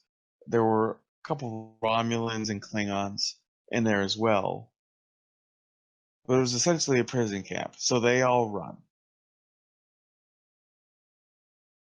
because they're also outnumbered. Well, they get kind of back to where the rest of the away team was and find out that their comms have been disrupted.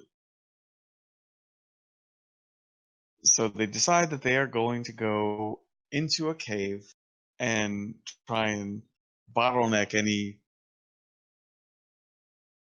anybody that's coming up. Who had the tricorder scan that detected them? Was it you, Josh, or was it? It was me, because Che had climbed up in a tree to get a specimen and saw the shield and scanned it. Right, but when you guys were in the cave, who had the tricorder that detected that there were only 3 life signs, and 2 of them were breaking off and going out of tricorder range? I believe it was Moral. It was either Moral or Che. Okay.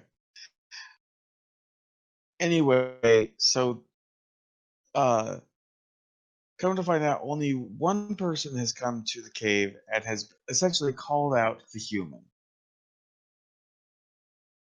They're kind of confused about this because there's really only one full-blooded human in the entirety of the party. And so Moral goes out. The guy is a little surprised that Moral is the commander because essentially what happened was the field was activated because the Sleason smelled the bile.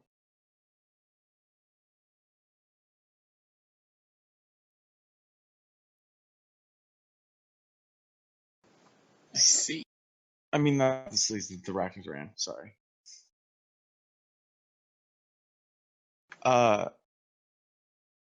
So And essentially, he made them a deal.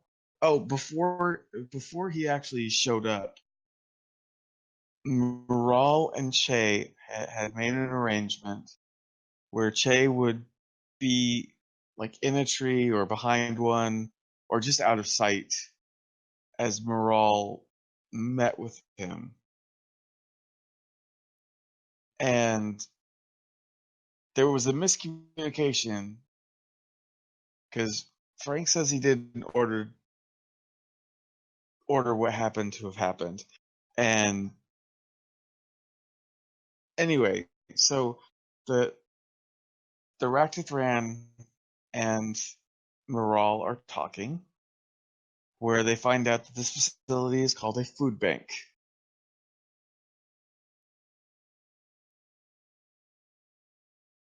And the Raktathran, his name is Takrathran. He essentially says you guys can go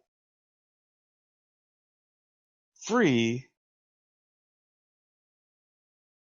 and you know, you just leave us be. Moral wants the prisoners back. But Takrathran is of opinion that they were already counted as dead, so their lives are meaningless.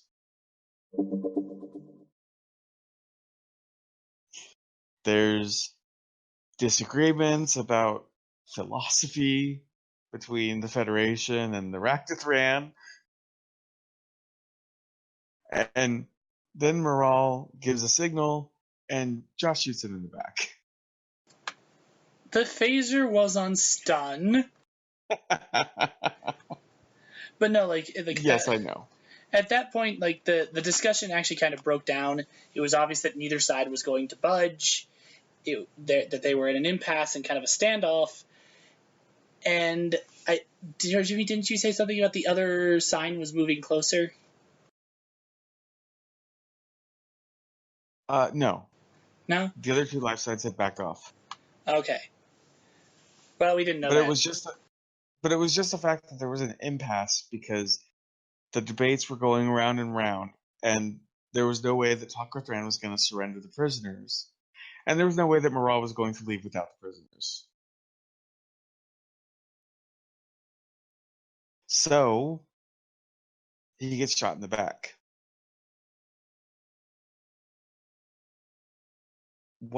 As he goes down, or he's down, Moral goes in to what? Check his life signs, or I can't remember what she went in for. It was that the stun bolt didn't knock him out. Oh, okay. Oh, that's So right. She tried to punch him in the face. Yeah, he went to make so this is how the Federation, and credit to Frank, he did not let him engage in that fucking trope and punched him square in the face.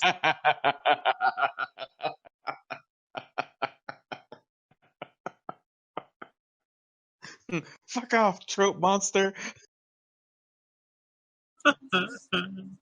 So anyway, Well, after he got punched in the face, he took hold of Moral's arm and activated his transponder, and they both beamed away.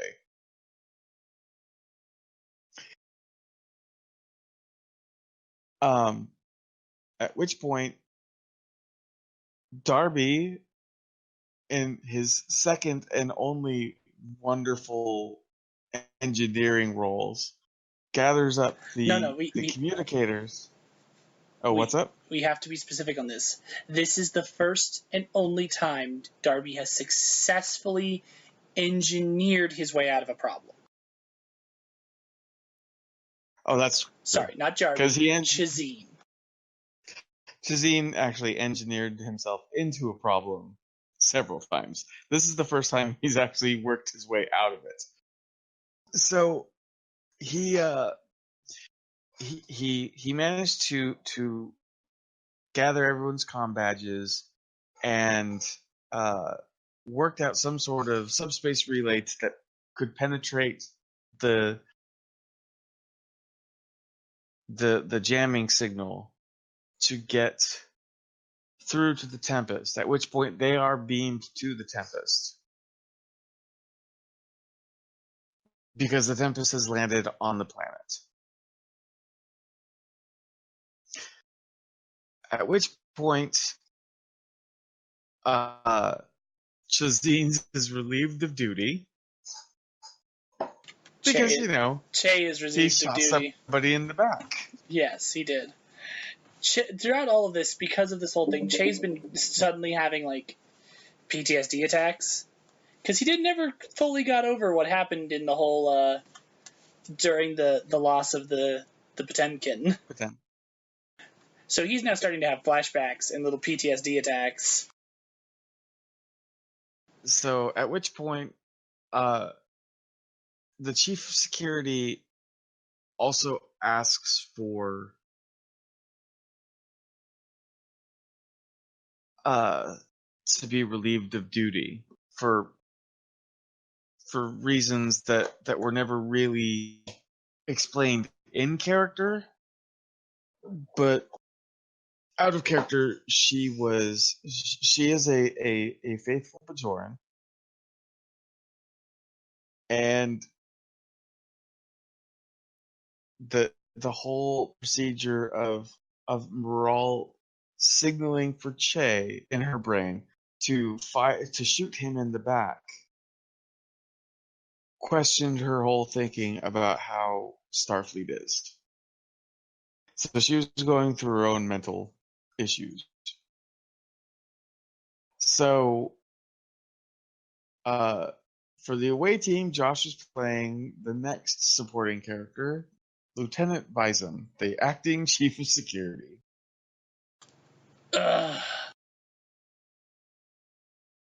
Who is a unjoined Trill. So, this massive plan of attack it is carried out. They plan on rescuing all of the civilian or all of the prisoners,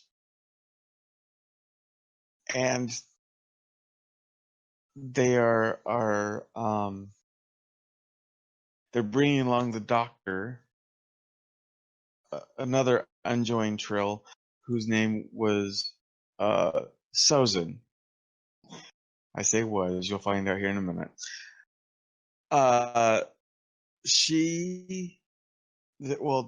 They decide to rush the gates, and they fuck this place up. There are enough grenades and whatnot to completely destroy the front guard room.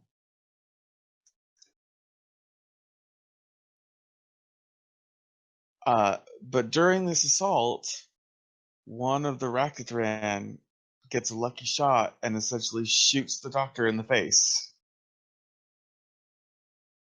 And she is the first casualty of the characters.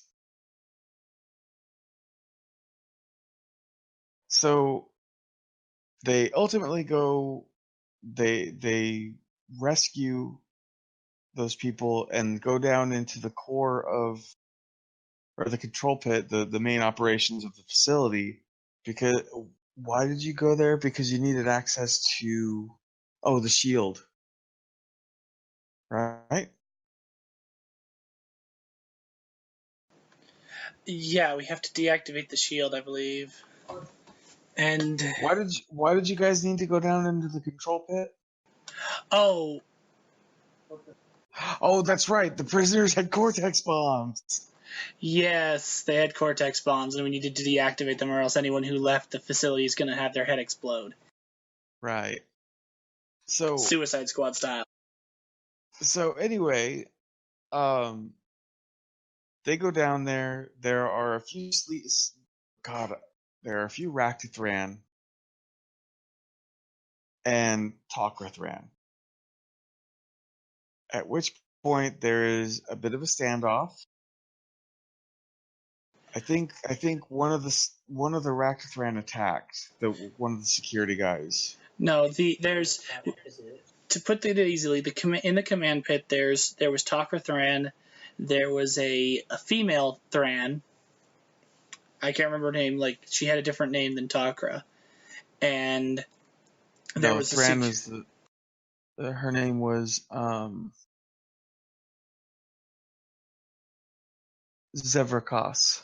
Zevrakos. Yeah, she wasn't a Thran. She was a different, like a different subspecies or a family house. It's essentially a house. The Rakithran are very they're Like Klingon.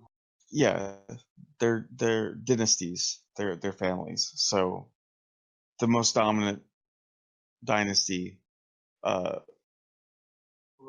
rules over everything. Hence why it's the Rakithran. If it was a different family, it would be the Rakti, whatever their name is. Right. Okay. So she's there, and there's a security bro in the corner who's like covering the room with a gun. Oh,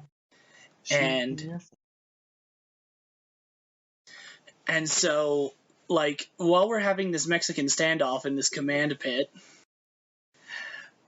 eventually we manage to convince, like, again, Moral and Takarthran are arguing, going around in circles about the debate between the Rakithran belief system and what the Federation believes in, because they're both bound to determine that they are right. and during this, it seems to impress upon the female lizard person there in the room, because we should mention this. The Rakithran basically look like big lizard people with big teeth. Yes, and claws. And claws. They're big carnivorous lizard people. And so it seems to impress upon her that she has perhaps a way out of her race's current situation. And so she also is holding the tablet that controls the cortex bombs. And she begins to move towards our side of the field. And my chief of security gives her a look, and then sights down his thing at the other guy, and gives her another look that says, "I got you." And she basically like begins to walk to our side, and he takes a shot, and my guy takes a shot, and that dude drops like a sack of potatoes. Yep, because he missed hitting the female. Yep. So after the cortex bombs were deactivated, it's kind of left that they're not going to kill Takrathran. So they just end up leaving, and Takrathran kind of swears vengeance, leading into a possible recurring villain. Yeah, but he was defeated, but still lived. So, by his logic, he should have been killed. But he's not injured. Still, he was defeated. By his logic, he allowed to live. Where did he live?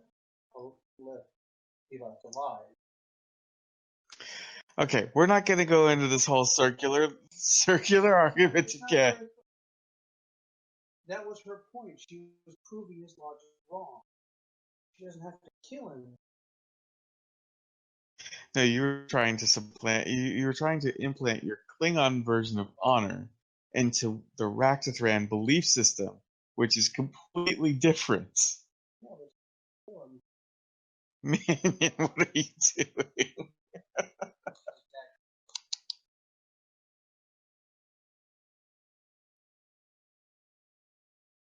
Careful. I know.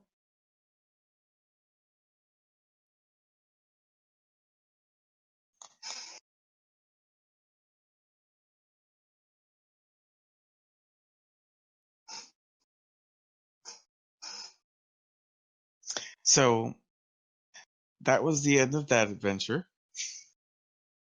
Yep. And I think that takes us into our last adventure. No, there was one more, which is probably our most Star Trek-ish episode ever.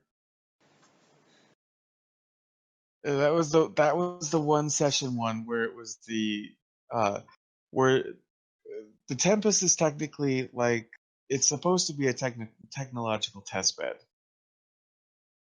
So if a new technology is developed, the Tempest is one of the ships that gets to test it out. So the Starfleet Corps of Engineers has apparently come up with something that is as good as the Borg Transwarp Network gateway or Transwarp Network. Uh,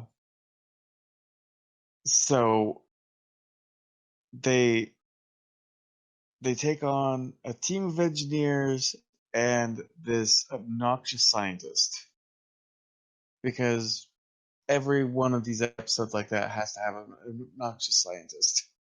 Yes.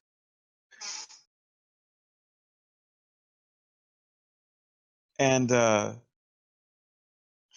things go horribly awry. This was also kind of an RP adventure or session because Che had a lot to unpack. But during the trip, something goes wrong with the engine, and it deposits the Tempest just outside the event horizon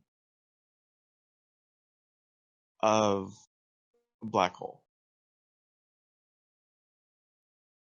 So, I mean, they're still within a very safe distance. I think it's like 2 days before they're in a place where they can't come back from because their engines are out.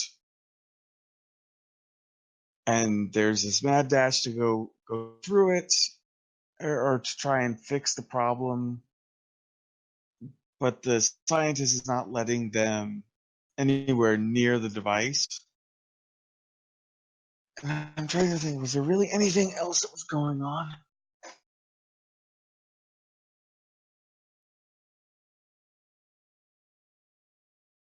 No, this was I don't. largely a social scene. Like Che dealt with some issues. Chazine got uppity with the The doctor. doctor, the civilian on our ship. Yes. We did what we were supposed to be doing with our ship the entire time, that being that we're an experimental guinea pig vessel to test experimental tech. And then something went wrong. And then it ends up that this is not new miraculous technology. He essentially created an outer shell and put a Borg transport coil in it. This was discovered by Lister, who literally Tore apart the shell. yeah, everyone's like, what in the hell is she doing? And she like bashes the thing in with a hammer. I was proud of her. So that was that. That was called the next step. It obviously wasn't. And yeah, it was all in all a pretty easy episode. We pretty much resolved it in one shot. Yeah, because I needed the. Oh, I think because this is also when Che got promoted, though. That was fun. Yes, Che did get. Wait, let me just double Am I check still here? that right quick. Yes. Yes, in the next step, you got promoted.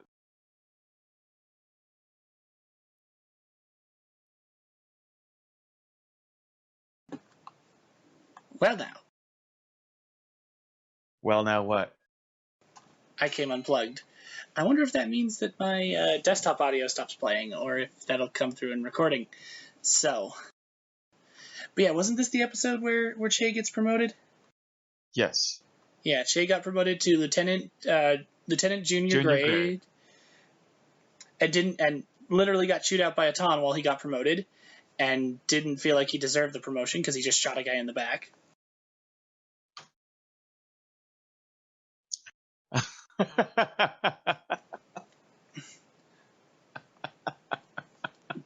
Why did you delete the thing?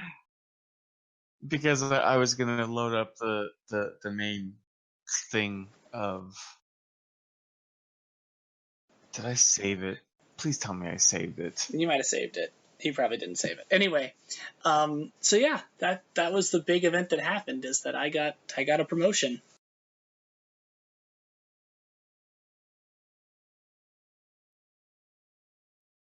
Although there was that whole thing that the captain did say, that despite what happened with the previous adventure, the promotion had been approved beforehand, and then he said that if anything like that happened again, you would be booted out of Starfleet.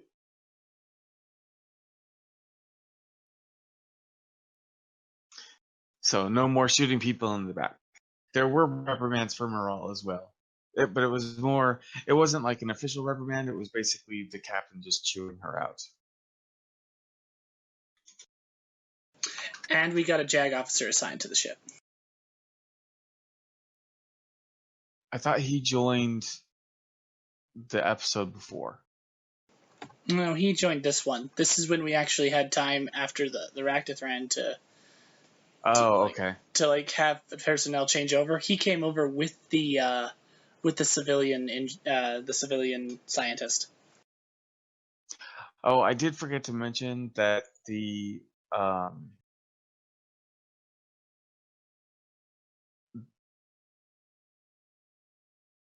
that in the aftermath of the Q adventure in Judgment Shadow, that was also the last adventure so far for Tias, and Olar was only in that for that adventure at the end. Yeah. But yeah, that was that adventure. We resolved the problem.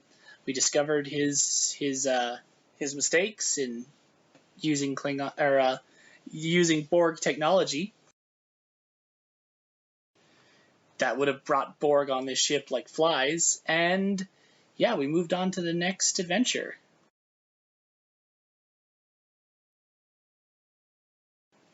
Yes, we did.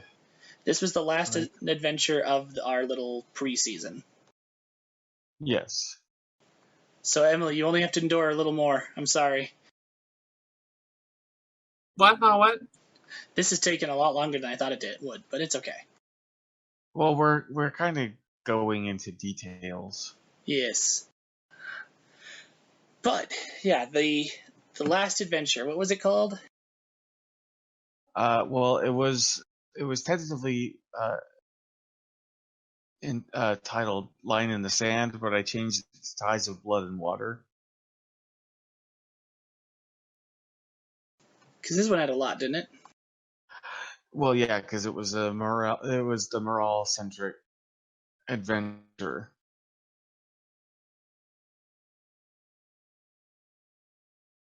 And where is... I did not save that picture, by the way.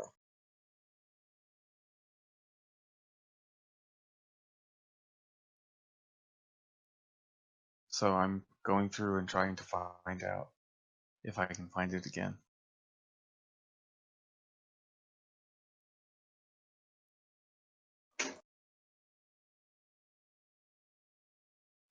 Was it the BGA? You mean BSG? BSG? Yeah, but I found it through looking for Star Trek stations.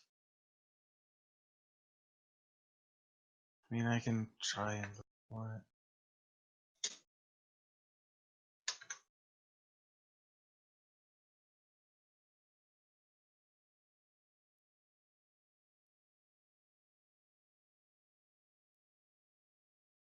Josh, did you want to start describing the adventure while I... Certainly. This took Moral, Chazines, and Che off the ship. The ship was dealing with something else in another quadrant of space, but on the way we deployed in the runabout to check out a civilian station, a mining station, that we'd lost contact with, that was sitting in neutral space. When we arrived there, we found the station in poor repair and its subspace communications offline. Love you too. So, Shay managed to, with some finagling, dock with the station, to which he Actually, basically...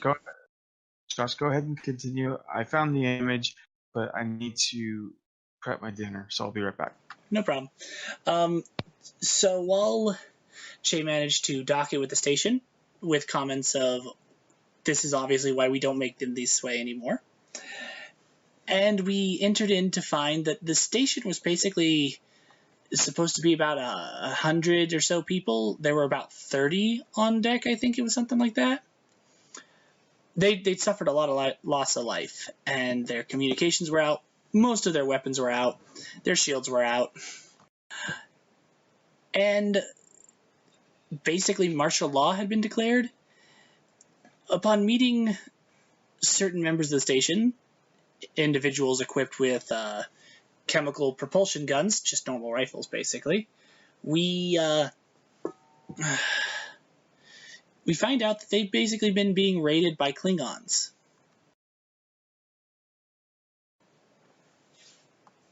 And these Klingons, in about 4 hours, are returning.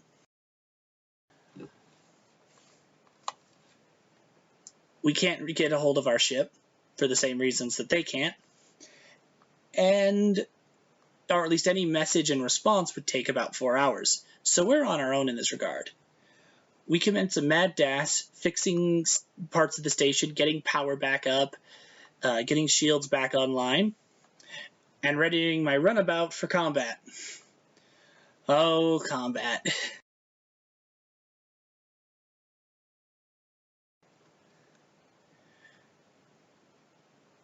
During this time, we have a little bit of roleplay, light stuff mostly. Mostly development for morale. This is primarily a morale-focused episode. And yeah, the attack then commences. I get to do some small ship versus big ship combat. Chizines runs around like chicken with his head cut off, trying to repair things. Morale takes over weapons until boarders arrive, in which she departs from ops to start trying to deal with them hand to hand.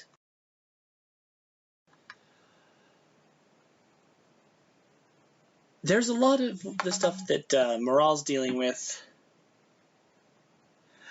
that we need to wait for Jimmy to deal with, because this was a Morale backstory heavy episode to round out the season. So I'll just stick to Che's parts. Eventually, Che's runabout goes down, and he beams out at the last minute to avoid immediate death. He does a good job of it, though. He takes out 3 ships. Well, the weapons of 3 ships. And then he begins to just kind of go through the corridors, trying to mop up boarders as well, and get himself to ops. When he gets to ops, he finds out that Chizines is gone down to engineering to try and fix another thing, and Morale is trying to deal with boarders. So and with everything well in hand in ops, he heads down to start trying to take out more boarders as well. He eventually meets Chizines, saves him from an ambush, and sadly, this is where my character's issues get more exacerbated, because during a secondary ambush, Thylic Chizines takes a disintegrator bolt to the back and poofs into nothing.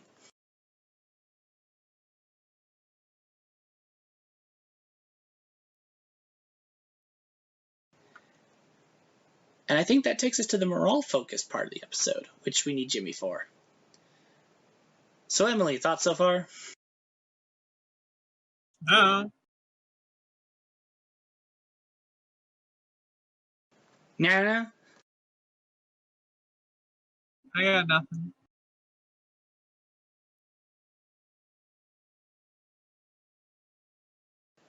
Just gonna wait peacefully for Jimmy then?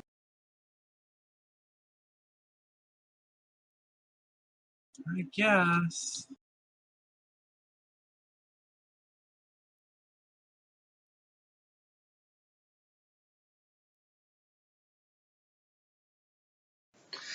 But yes, this has been our adventures so far.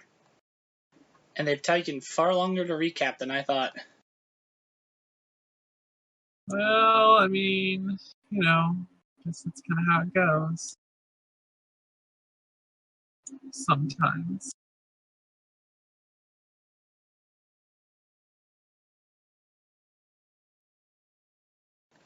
Oh, what else? At least I hope that we provided some character ideas and things that we might, or at least a laugh over our antics of trying to be good Starfleet officers and failing miserably. Well, I got some ideas now. Okay, so what's going on? You What did need I to sum miss? up. I've summed up the episode up to Chizine's death. You need to sum up the morale parts because you know them far better than I do. Okay, so it is revealed that the Klingon raider, the leader of the Klingon raider group, is part of a group called the Blood of Malor, and it's revealed that he carries a dagger carrying some sort of etching that is unique to Moral's father, and it's revealed that this leader, Kemtar, is her half sibling, because apparently her father was also in this Blood of Malor. Although nobody is entirely sure what the group is, it's also revealed that Moral has 12 other half siblings, because apparently her dad was also a raging man whore.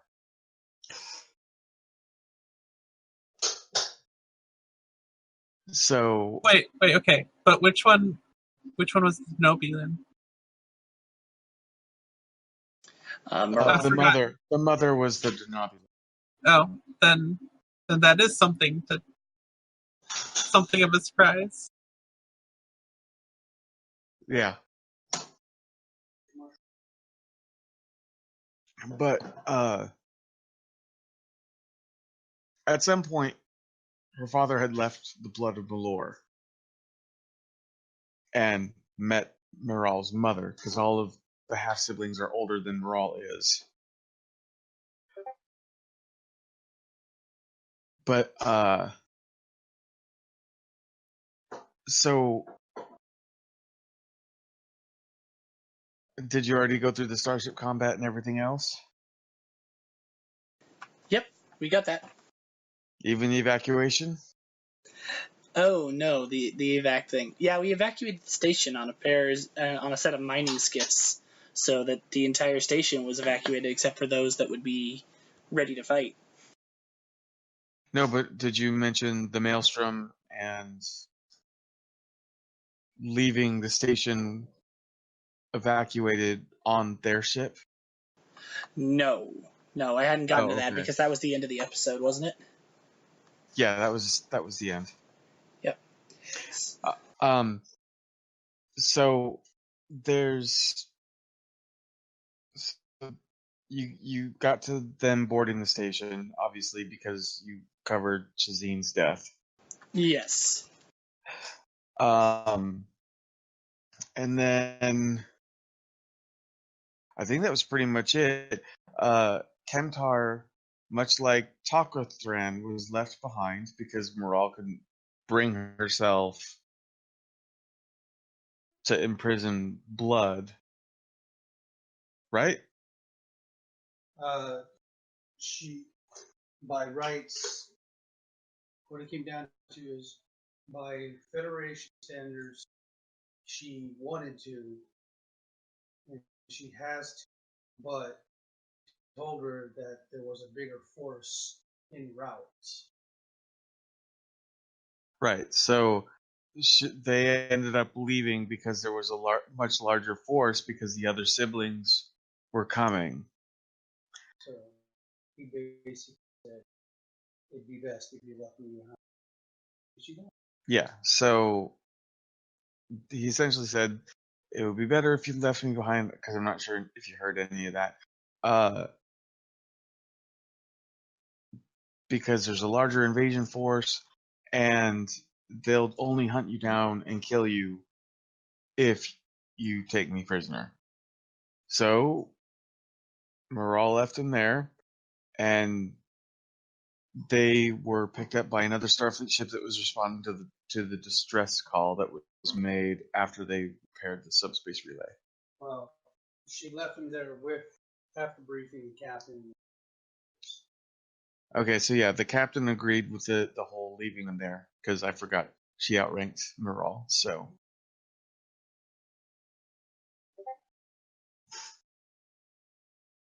and that was the end of the adventure. So at the end of this little micro season, and Minion looks so angry right now, but Moral has questions about her man or father. About 4. 4 questions for her man or father. Che is now fed up with losing friends, and I think the only person that has come out of the first season unchanged was Lister. She still hates people. Most people. Hooray! Happy ending Hooray! for everybody. But yeah, I think that about ends the recap. So I think I'm gonna cut it here, guys. Well, here, let me just do one thing.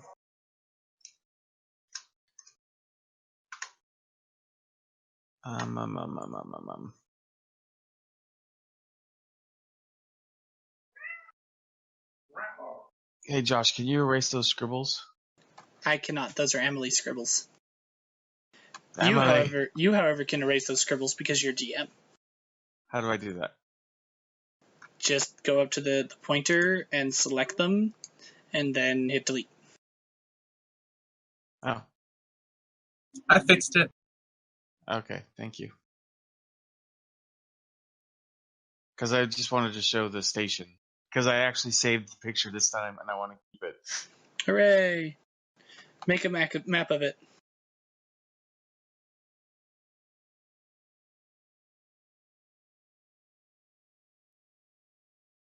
I know I saved it.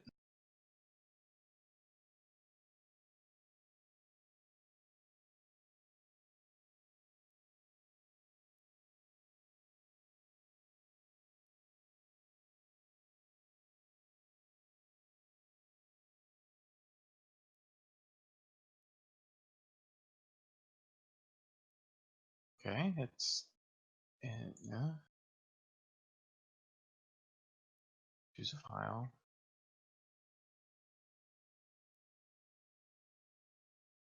There it is. It's also a JPEG. I will just have to deal with it.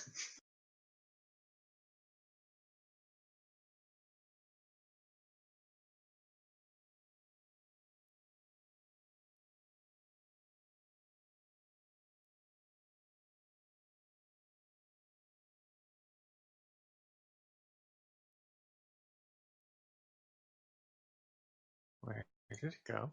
Why did it do that? So this was the station.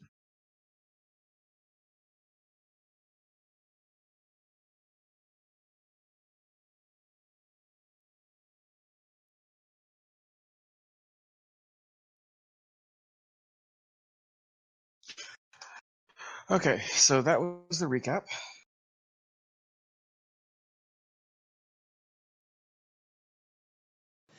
So, shall I cut it here? We can cut it here. Emily, if you want to make your character, you can. I will. Yeah, that's fine. I'm like, I'm here now. So Okay. give me a few minutes though. Need to go to the bathroom and stuff. Okay. All right. I might go grab a drink as well. The mother is offering alcohol, so I might grab one of those. But and come back in the middle of character creation.